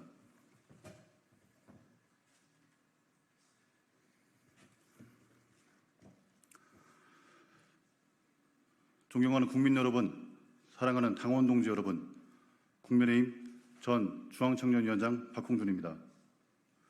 저는 이번 7월 23일 당 지도부를 선출하는 전당대회에 청년 최고위원 후보로 출마하겠다는 결심을 밝히고자 이 자리에 섰습니다. 경쟁 사회 속에서 공정한 출발 선상을 위해 기회조차 균등하지 못한 불합리한 사회에서 누구나가 꿈꾸는 이상을 만들기 위해 정치라는 도구는 꼭 필요합니다. 저는 그 일상 속에 존재하는 정치라는 것을 통해 사람을 배웠고 사회를 배웠지만 생각했던 이상과 현실은 그 간극이 너무나도 극명한 차이가 있다는 것을 깨달았습니다. 평당원 청년위원부터 당내 활동을 하며 청년위원장직을 맡아 청년들과 함께 대선, 총선, 지방선거에 이르기까지 수많은 과정 속에 그 현실을 겪었고 선당후사의 자세로 제8회 동시지방선거 충북도당 공천관리위원회 위원으로서 그리고 전국 17개 시도 청년위원장 협의회 회장, 중앙청년위원장 직무대행을 하면서 청년들의 목소리를 대변하는 역할도 자처하였습니다. 보람도 있었지만 제가 느낀 것은 폐쇄적이고 권위적인 기득권 카르텔 앞에서 명분이라는 말로 울타리를 치며 저희 청년들을 비롯한 대다수의 당원들이 배우고 지켜왔던 공정한 기회와 노력이라는 가치를 무너뜨리며 훼손하는 모습을 똑똑히 보았습니다. 어린 나이에 우리 당에 들어와 지금껏 단 한 번도 우리 당을 떠난 적이 없습니다. 어려운 선거 때마다 당을 위해 희생했고 헌신했습니다. 위기 앞에 움츠리지 않고 가장 앞서서 싸웠으며 언제나 흔들림 없이 우리 당을 지켜왔습니다. 이번 청년 최고위원 도전은 누군가는 단 며칠 또는 몇 개월, 1년 또는 누군가에게는 10년이라는 시간을 거쳐 고민하고 도전하는 사람도 있습니다. 우리는 바뀌고 있습니까? 10년, 아니 그 이상 선배들이 외쳤던 지긋지긋한 줄서기, 줄 세우기는 관행은 마치 불문율처럼 바뀌지 않았습니다. 이런 관행으로 선거에 당선될 마음이라면 전국 청년 당원들이 절대 좌시하지 않을 것입니다. 후배들에게 이렇게 이야기해주고 싶습니다. 너희들처럼 고생하고 헌신한 청년들은 당에서 인정받고 대우받을 수 있다고 말입니다. 당내에는 인재가 없습니까? 당내 청년들은 인재 영입을 위한 구색 맞추기입니까? 청년이 대수는 아닙니다. 그렇지만 당을 위해 헌신하고 노력한 청년들은 대수가 맞습니다. 누가 바꿀 것입니까? 누가 소통할 수 있겠습니까? 저 박홍준이 지금껏 그렇게 해왔습니다. 그래서 바꿀 수 있습니다. 당 청년 정치 발전에 아무런 기여도 하지 않은 현역 정치인이 나서서 원외 청년들의 기회를 노리는 것은 자신의 사리사욕을 채우는 것이라고밖에 보이지 않습니다. 당에서는 늘 한결같이 청년이 필요하고 청년 당원의 중요성을 이야기하고 챙겨야 한다고 합니다. 그러나 현실은 인재 영입과 온갖 명분으로 새로운 인물을 받들기 위한 발판 역할만 해왔을 뿐 아무리 노력하고 헌신해도 돌아오는 것은 아무것도 없었습니다. 늘 반복되었던 새로 영입된 청년들은 또 같은 이야기를 합니다. 전국의 청년들과 만나서 화합하고 경청해서 지도부에 전달하는 소통 창구 역할을 하겠다고 말입니다. 지금까지 누가 그랬습니까? 지겹습니다. 적어도 본인이 국민의힘 청년을 대표하고 스피커 역할을 한다고 마음을 먹었다면 분명히 기회는 있었을 것이라고 생각을 합니다. 우리는 힘이 있어야 합니다. 당을 위해 헌신하고 노력한 사람이 인정받는 당을 만들어야 이 쳇바퀴 돌듯 제자리 걸음인 청년 조직 재건을 이룰 수 있습니다. 대한민국을 이끌어 나갈 미래가 청년이라는 것은 누구나가 알고 있는 사실입니다. 하지만 미래의 자산인 청년들의 전폭적인 지지를 이끌어내지 못한다면 결국 당은 존폐의 기로에 설 것입니다. 우리들의 이야기를 들어주고 대변해 줄 수 있는 역할을 하지 못한다면 보이지만 곧 사라지고 잡으려 해도 잡히지 않는 연기처럼 무형으로 남아 자칫 못한 후회만 남을 것입니다. 책임당원 100만 시대에 과연 누군가가 청년의 목소리를 듣고 그리고 청년들의 스피커를 자처한다면 저 박홍준이 적임자라고 생각합니다. 청년의 목소리를 대변할 수 있는 청년당원이 지도부에 입성하여 각 지역의 청년들과 소통 창구를 만들 수 있게 기회를 주십시오. 소통 창구 역할을 할 것이라는 말뿐인 청년 파리와는 다를 것입니다. 공감과 소통을 모토로 전국 각지의 청년위원장 그리고 청년 당원분들과 고충을 나누고 청년의 위상을 제거하기 위해 유대관계를 이어왔고 앞으로 계속할 것입니다. 하나뿐인 소통 창구를 스스로 저버리지 않게 항상 귀를 열어놓고 있겠습니다. 존경하는 국민 여러분, 사랑하는 당원 동지 여러분, 저 박홍준은 그간의 경험을 토대로 스피커뿐만 아니라 리더로서 이제껏 해왔던 것처럼 고민과 예환을 들을 준비가 되어 있습니다. 청년 정치가 허공의 메아리가 아닌 진실과 정론으로 보다 더 활성화될 수 있도록 분골쇄신하겠습니다. 보신주의와 양비론이 팽배하는 작금의 정쟁 속에서 정파와 진영 갈라치기가 아닌 통합과 화합의 정신으로 세대 통합을 이루는 가교 역할을 할 수 있도록 기회를 주십시오. 통합과 화합을 외쳤던 선배님들의 시대 정신을 이어 오직 청년의 울림 있는 목소리로 변명만으로는 궤변은 지향하고 진실과 정론을 지향하며 소통 창구로서의 역할을 도맡아 통합과 화합의 정신 하나로 임하겠습니다. 어떤 사람은 하늘 높은 줄 모른다고 할지라도 어떤 사람은 청년을 위해 묵묵히 걸어가는 저를 응원해 주실 겁니다. 힘들 것이다 라고 아무리 얘기해도 그 결과는 오로지 저의 몫이기에 이번 전당대회에서 박홍준 꼭 지켜봐 주시고 많은 성원 부탁드립니다. 저를 지지해 주시기 위해 전국 각지에서 와주신 직전 청년위원장님과 청년 당원분들께도 감사의 말씀드리며 이 위대한 여정에 저와 함께 동참해 주십시오. 그 동반자가 되어 주십시오. 수직이 아닌 수평으로 함께 나아가겠습니다. 감사합니다.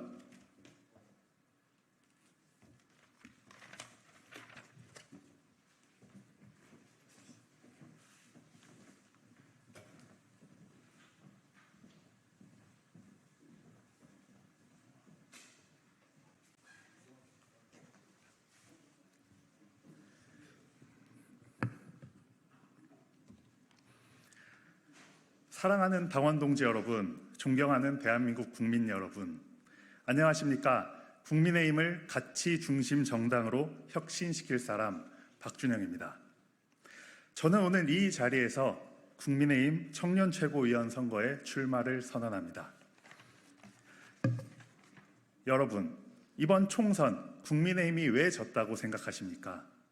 국민의힘 후보들이 부족해서요? 아닙니다.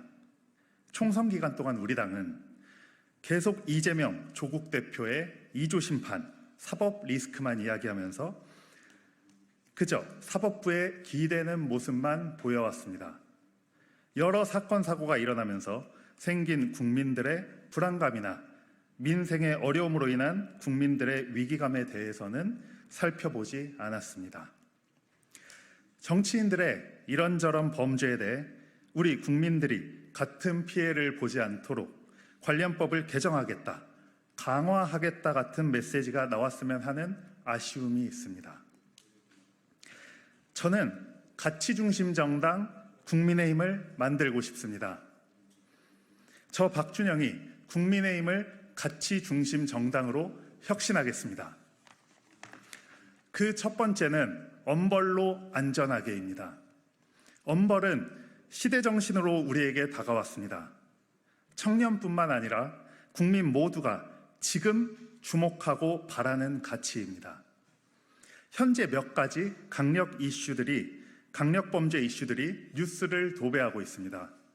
밀양 사건 재조명에서 드러난 제대로 처벌받지 않은 촉법 소년들, 거제 교제 폭행치사에서 드러난 연인 간 심각한 폭력, 괴롭힘 행위, 칼부림, 전세 사기, 저는 이 모두가 근본적으로 처벌이 약해 발생했다고 생각합니다. 이런 사건들이 더 이상 벌어지지 않도록, 더 이상 강력범죄 피해자가 발생하지 않도록 법 개정 시급합니다. 공공의 적 아십니까? 거기서 이런 말을 합니다. 왜 검사가 나쁜 놈들보다 빠르지 못하냐? 저는 그 이유를 이렇게 대답할 수 있을 것 같습니다. 법을 만드는 사람들이 입법부가 항상 제대로 일을 하지 않기 때문이야. 피해자가 다수 발생하고 나서 뒤늦게 특별법을 앞세운 대처는 소잃고 외양간 고치는 격입니다. 범죄자들은 법이 새로 만들어지기 전에 마음껏 헤쳐먹고 또 다른 새로운 범죄 행태를 만들어 새로운 피해자를 계속해서 만들어내고 있습니다. 저 박준영이 청년 최고위원이 되면 전세 사기는 일반법인 사기죄를 고쳐 전세 사기뿐만 아니라 모든 사기에서 사기꾼들이 어떠한 사기도 함부로 치지 못하게 변제하지 못한 피해 금액에 비례해 처벌하고 변제할 때까지 신상 공개하고 피해 변제를 국가 차원에서 강제하게 해 피해자와 국민을 보호하겠습니다. 교제폭력, 일반 폭행보다 형량 높이고 합법소년 개정하고 신상 공개 여부 AI가 결정하도록 하겠습니다. 범죄자들이 법이 무서워 함부로 범죄 저지르지 못하는 나라 만들겠습니다. 강력 범죄자들에 대한 온정주의적 처벌과 낮은 형량 그리고 친목도모의 교도소는 금세 범죄자들끼리 새로운 범죄를 도모하고 공유하고 추가 범죄를 도모하는 그런 쉼터가 되었습니다. 교화가 불가능한 시스템 안에서 교화를 외치는 건 어불성설입니다. 얼마 전 이준석 대표가 이렇게 이야기를 했습니다. 왜 정치권에서는 형법에 대한 부분만 다루냐? 검사가 많아서 그런가? 젊은 세대에게는 그 외 제도가 본인들 삶에 영향이 크다고 느낀다. 근본인 형법이 우리 삶에서 안전이란 가치를 제대로 보호해주지 못하고 있는데 어떻게 파생된 제도들을 고친다고 이게 해결이 되겠습니까? 우리 윤석열 대통령님 검사 출신이십니다. 지금 정부 각 부처에 검찰 출신 분들 많습니다. 지금 바꿔야 합니다. 범죄자들을 법으로 단죄했던 검찰 출신 분들이 많은 지금 제대로 개혁할 수 있습니다. 범죄자, 전과자가 대통령이 되면 형법 강화는 물 건너갈 뿐만 아니라 범죄자의 인권만 지금보다 더 보호되고 각종 범죄가 지배하는 세상이 될 수 있습니다. 저 박준영이 외치는 가치 중심 정당의 그 첫 번째는 엄벌로 안전하게입니다. 반드시 엄벌로 피해자분들의 눈물 닦아드리겠습니다. 피해자 지원 확대, 동시에 확실하게 해내겠습니다. 우리 청년들 올해만 해도 온갖 범죄들로 직간접 고통받아왔습니다. 유튜브에서 가짜 경력 내세운 사기 강의파리들로 돈 잃어, 시간 잃어, 잘못된 지식 전달받아 압구정 롤스로이스남처럼 범죄 자금으로 떵떵거리며 사는 거 보면 어이없어. 김호중은 또 방송에 나와 법치를 유린하고 국민을 우롱하는 걸 보며 그냥 우기면 되냐며 억울해. MZ 피해자가 가장 많았던 루나코인의 권도영은 얼마나 한국의 법이 만만하면 재판받겠다고 한국으로 가겠다고 뗐어. 무고죄는 너무나도 심각한 비대칭을 이루는데 악의적 허위 고소는 늘어만 가고 그 방법조차 커뮤니티를 통해 공유되는 현실에 우리는 살아가고 있습니다. 저는 여기에 저출산의 원인도 있다고 생각합니다. 여기 저출산 문제에 큰 관심을 갖고 단체까지 만들어 활동하고 계시는 나경원 후보님이 계십니다. 제가 우리 후보님께 당대표 되시면 꼭 이거 해결해 달라고 요청하겠습니다. 도와달라고 하겠습니다. 저는 총도 쏠 줄 모르고 처음 전당대회에 출마하면서 인지도도 많이 부족합니다. 하지만 청년들이 진짜 원하는 가치, 정말 원하는 관심을 가지고 국민이 원하는 가치, 박준영이 가장 잘 안다고 자신합니다. 박준영을 청년 여러분들이 지지해 주시고 당원 여러분들이 지지해 주시고 국민 여러분들이 지지해 주셔서 박준영이 말하는 가치가 맞다는 걸 증명해 주십시오. 그래야 정치권에 있는 사람 설득할 수 있습니다. 저 박준영 IT 개발자입니다. 엄벌이란 가치를 외치기 위해 직접 엄벌이란 앱을 개발할 정도로 열정 넘치고 실력도 있습니다. 저 박준영, 국민의힘이 가장 어려울 때 관악구라는 수도권 험지에 출마해 비교적 높은 득표율로 당의 자존심을 지켰습니다. 당이 가장 힘들 때, 당이 가장 어려울 때 당을 지켰고 보수의 가치를 지킨 사람입니다. 저 박준영, 국민의힘을 보편적 가치 중심 정당으로 바꿀 의지, 윤석열 정부의 성공을 위해 제대로 일할 의지 차고 넘칩니다. 엄벌로 법치 바로 세우겠습니다. 엄벌부터 시작해 보수가 추구하는 보편적 가치 하나하나 혁신하겠습니다. 청년이 바라는 가치, 국민의힘이 같이 하겠습니다. 저 박준영을 믿어주시고 청년 최고위원 만들어주십시오. 감사합니다.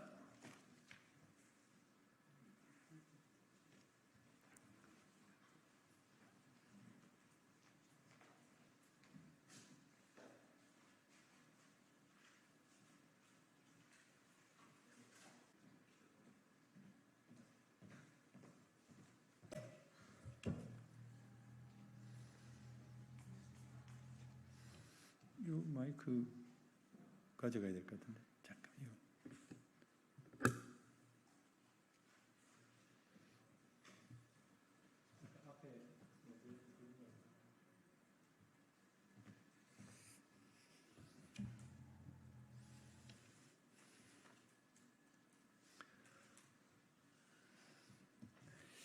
네, 더불어민주당 수석대변인 이혜식입니다. 오늘 브리핑 하도록 하겠습니다. 이재명 대표 정치 테러 사건에 대한 모든 의혹을 끝까지 밝혀내겠습니다. 고위공직자범죄수사처가 오늘 부산 강서경찰서를 압수수색했습니다. 이재명 민주당 대표에 대한 암살 미수 테러 사건 당시 경찰의 현장 훼손에 대해 우리 당이 부산경찰청장과 부산 강서경찰서장을 공수처에 고발한 지 넉 달 만입니다. 만시지탄입니다. 지금이라도 경찰이 수사의 중요한 단서가 될 현장을 왜 범행 37분 만에 서둘러 물청소하여 증거를 인멸하려 했는지 명백히 밝혀야 합니다.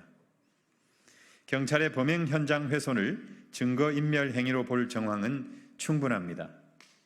검찰이 법원에 범인의 사전 구속영장을 신청했던 날인 1월 3일까지도 담당 경찰관은 가장 직접적인 증거인 현장 혈흔 사진, 지혈에 쓰인 수건과 꺼즈를 확보하지 못했습니다.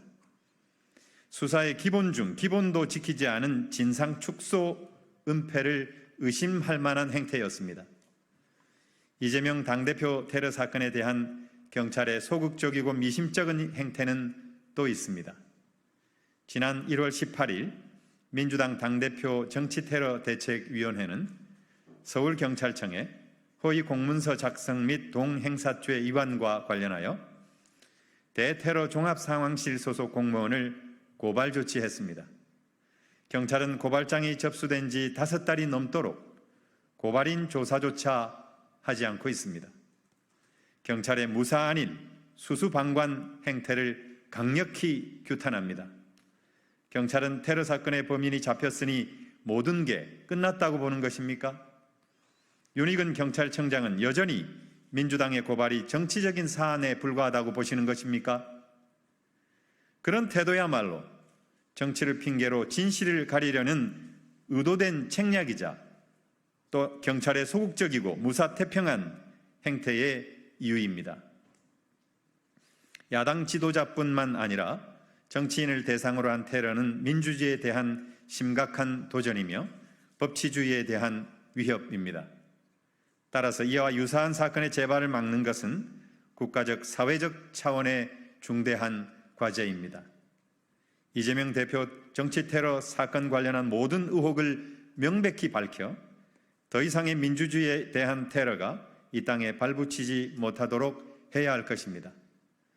민주당은 공수처와 경찰의 수사를 예의주시하며 진실을 위해 끝까지 싸워 나가겠습니다. 감사합니다.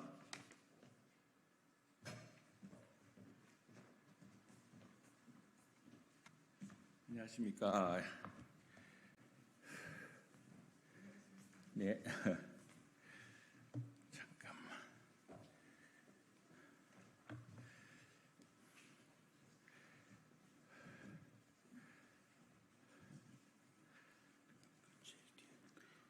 예.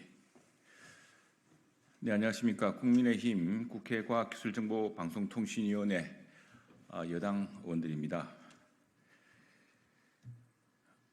오늘 민주당이 김홍일 방송통신위원장에 대한 탄핵소추안을 당론으로 채택하며 탄핵하겠다고 나섰습니다. 방통위가 2명의 위원만으로 중요 상황을 내리는 상황 자체가 직권남용이며 위법임을 탄핵 사유로 들었습니다. 헌법재판소에서 기각될 것이 뻔한 탄핵안을 내는 이유는 문재인 정부 시절 방송 장악 시나리오 등을 근거로 구성된 현재의 MBC 방문진 체제를 무한 연장하겠다는 속셈 때문입니다. 민주당이 2인 체제를 진심으로 해결할 뜻이 있다면 지금 바로 민주당 추천목 방송통신위원 후보를 추천해서 국회 본회의에서 표결하면 됩니다. 방통위가 2인 체제로 운영하게 된 책임은 어디에 있습니까?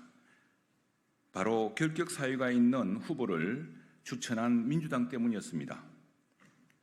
더불어민주당은 2023년 4월 한국정보산업연합회 상근 부회장 출신 최민희 현 가방위원장을 방통위원 후보로 추천했지만 그 연합회는 통신사업자들의 이익을 대변하는 곳으로 방통위원으로서 결격 사유가 있었습니다. 이후 정부 여당은 민주당에게 민주당목 방통위원 추천을 요청하였으나 민주당은 추천하지도 않고 또 이를 임명하기 위한 국회 본회의 상정조차 거부했습니다. 지금 방통위의 2인 체제는 문제가 있는 사람을 방통위원으로 추천한 민주당과 바로 최민희 위원장에게 있다고 할 수 있습니다. 야당이 해야 할 일은 하지 않으면서 방통위 2인 체제가 위법하다고 주장하는 것 자체가 적반하장입니다. 그럼에도 불구하고 방통위원장 2인 체제를 이유로 방통위원장을 탄핵함으로써 공영방송 이사회를 마비시키려는 것이 민주당의 목적입니다. 이를 통해 MBC 이사회를 문재인 정부 시절 임명한 구조로 끌고 가겠다는 것이 그 속셈입니다. 임기 만료가 돌아오는 방문진 이사의 임기를 불법적으로 연장해서 자신들의 권력 장악 수단으로 이용했던 방송을 그대로 가져가겠다는 것입니다. 이 모든 일은 곧 적반하장의 탄핵 소추를 통해서 이재명 더불어민주당의 방송 권력 장악 자체를 연장하고 구체화하겠다는 그런 전략입니다. 민주당은 방통위 정상화를 위해서 방통위원을 하루빨리 추천하고 5인 체제 구성에 적극 협조해야 합니다. 기각될 것이 뻔한 탄핵 소추로 MBC 이사회 구성을 마비시키고 방송을 계속 문재인 정부 시절 구성된 체제로 장악하려고 한다면 국민의힘은 국민과 함께 이재명 더불어민주당의 공영방송 영구 장악에 결연히 맞설 것입니다. 네, 감사합니다.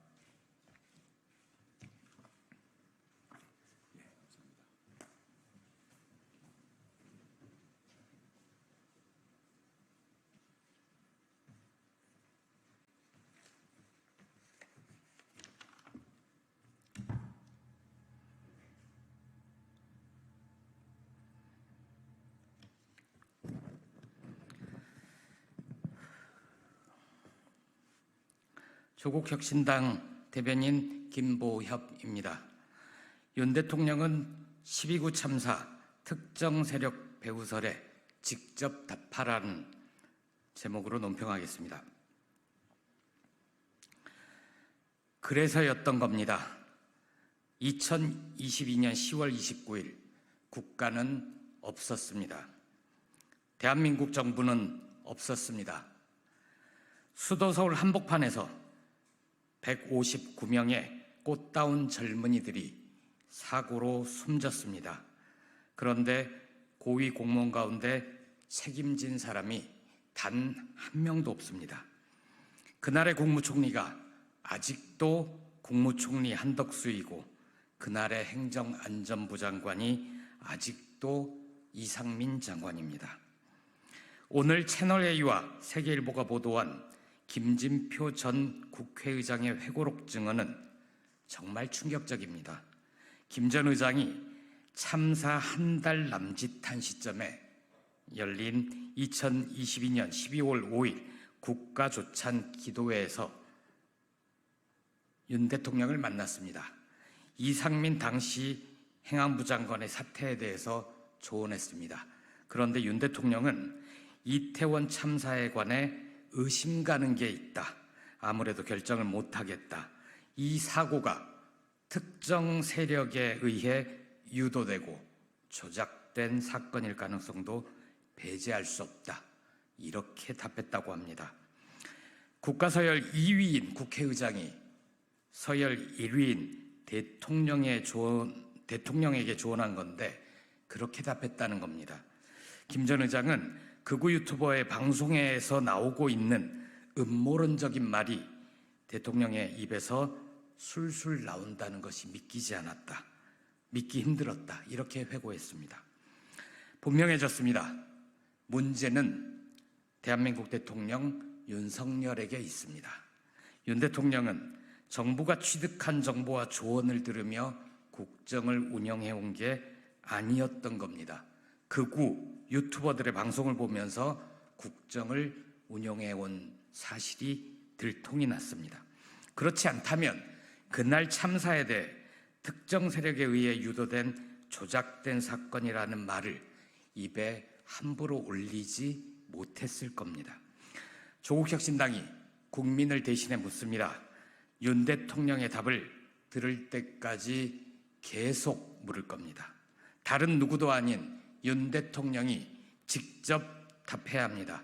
질문에 답할 자신이 없다면 더 이상 그 자리를 차지하고 있어서는 안 될 것입니다. 윤 대통령은 아직도 12구 참사가 특정 세력에 의해 유도된 조작된 사건일 수도 있다. 이렇게 생각하십니까? 재난 및 안전관리 업무의 총괄 조정 책임자인 이상민 행정안전부 장관은 아무런 책임이 없습니까? 임성근 전 해병대 1사단장이 최 해병 순직에 아무 책임이 없다고 생각하는 것과 마찬가지입니까? 윤 대통령에게 특정 세력에 의해 유도된 조작된 사건일 수도 있다는 명백한 허위 사실을 입력한 사람은 누구입니까? 어느 극우 유튜브 방송입니까? 혹시 아직도 그 방송을 보면서 국정을 운영합니까?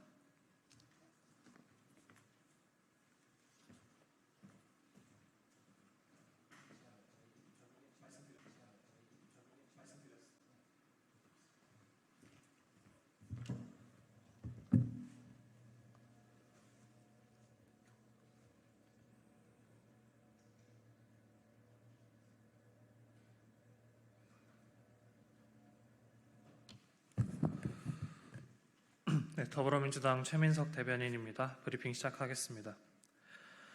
윤석열 대통령은 이태원 참사 조작 가능성 있다 발언에 대한 진위 여부를 밝히십시오. 이태원 참사는 특정 세력에 의해 유도되고 조작된 사건일 가능성이 있다라는 윤석열 대통령의 이태원 참사에 대한 인식은 입을 다물 수 없을 만큼 충격적입니다. 설마로 치부하기에는 전임 국회의장이 전한 말이니 안 믿을 도리가 없습니다. 대통령의 입에서 극우 유튜버나 할 법한 주장이 나왔다니 두 귀가 의심스럽습니다. 국민의 생명과 안전을 지킬 의무가 있는 대통령이 할 말입니까? 서울 한복판에서 159명의 사람들이 억울하게 목숨을 잃었는데 대통령은 음모론만 좇으며 자신의 잘못과 책임을 부정하고 있었다니 속에서 천불이 납니다. 윤석열 대통령은 이런 인식을 가슴에 품고도 추도 예배에서는 살면서 가장 큰 슬픔을 가진 날이다 라고 말했습니까? 뒤에선 희생자들을 모욕하고 있었을 생각을 하니 이중성에 소름이 돋습니다. 뒤에선 희생자들을 모욕하고 있었을 생각을 하니 이중성에 소름이 돋습니다. 윤석열 대통령은 극우 유튜버들의 주장에 빠져 이태원 참사 1주기 추도식에도 참석하지 않고 이태원 참사 특별법도 거부한 것입니까? 국민의 생명과 안전을 지킬 의무로부터 도망치기 위해 음모론을 신봉하는 대통령은 처음 봅니다. 이 발언이 사실이라면 윤석열 대통령이 지금까지 도대체 어떤 시선으로 각종 현안을 바라보고 국정을 수행했을지 아찔합니다. 이제 앞으로 윤석열 대통령의 말을 고지곳대로 듣기 힘들 것 같습니다. 음모론에 빠진 대통령이 더한 것에 빠지지 말라는 법이 있겠습니까? 윤석열 대통령은 이태원 참사가 특정 세력에 의해 유도되고 조작된 사건이라고 생각해왔는지 발언의 진위 여부에 대해 분명하게 밝히십시오. 이상입니다.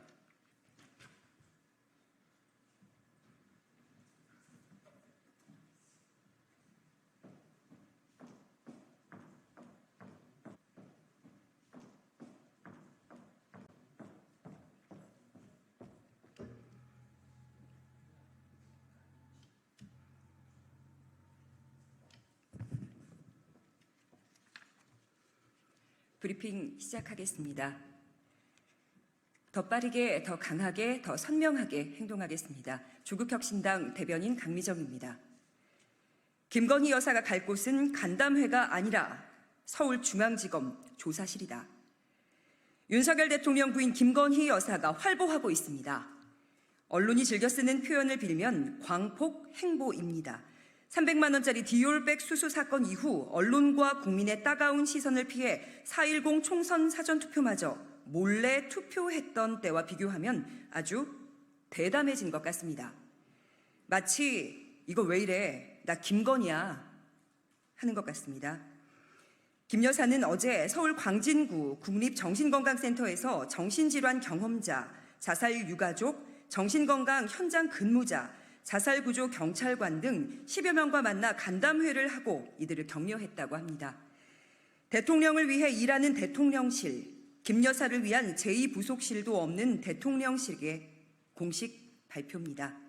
지난해부터 자살 예방, 마음 건강 등에 관심이 많았다는 설명을 덧붙입니다.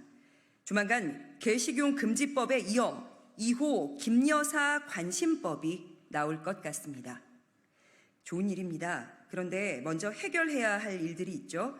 김 여사는 디올백 수수, 도이치모터스 주가 조작, 양평 고속도로 의혹부터 걷길 바랍니다. 이제 더 이상 살아있는 권력 수사를 자랑하지 못하는 검찰이 부르지 않더라도 떳떳하다면 당당하게 자진 출석해 조사부터 받아야 하지 않겠습니까? 김 여사가 검찰 조사 이후 모든 혐의를 털고 나면 국민들께서도 윤 대통령 배우자께서 좋은 일을 많이 하시는구나 생각하지 않겠습니까? 검찰이 제대로 수사하면 민생을 챙겨야 할 국회가 김건희 종합특검법을 처리해야 하는 수고로움도 덜 수 있을 겁니다. 조국혁신당이 권고합니다. 김 여사는 윤 대통령의 배우자로 해외 순방에 동행하고 대통령의 공식 행사를 나눠 하기에 앞서 검찰 조사부터 받길 바랍니다. 김 여사는 어제 간담회에서 누구에게나 인생을 살다 보면 찾아오는 삶의 위기, 어려움, 이런 얘기를 했다고 하는데요. 깜깜한 밤하늘이 나를 향해 무너져 내리는 듯한 불안감을 경험했었다라고 했다죠. 김 여사의 인생 최대 위기는 아직 오지 않았을지도 모릅니다. 깜깜한 밤하늘이 무너져 내리는 듯한 날들이 앞으로 기다리고 있을 수 있습니다. 여기까지 하겠습니다. 고맙습니다.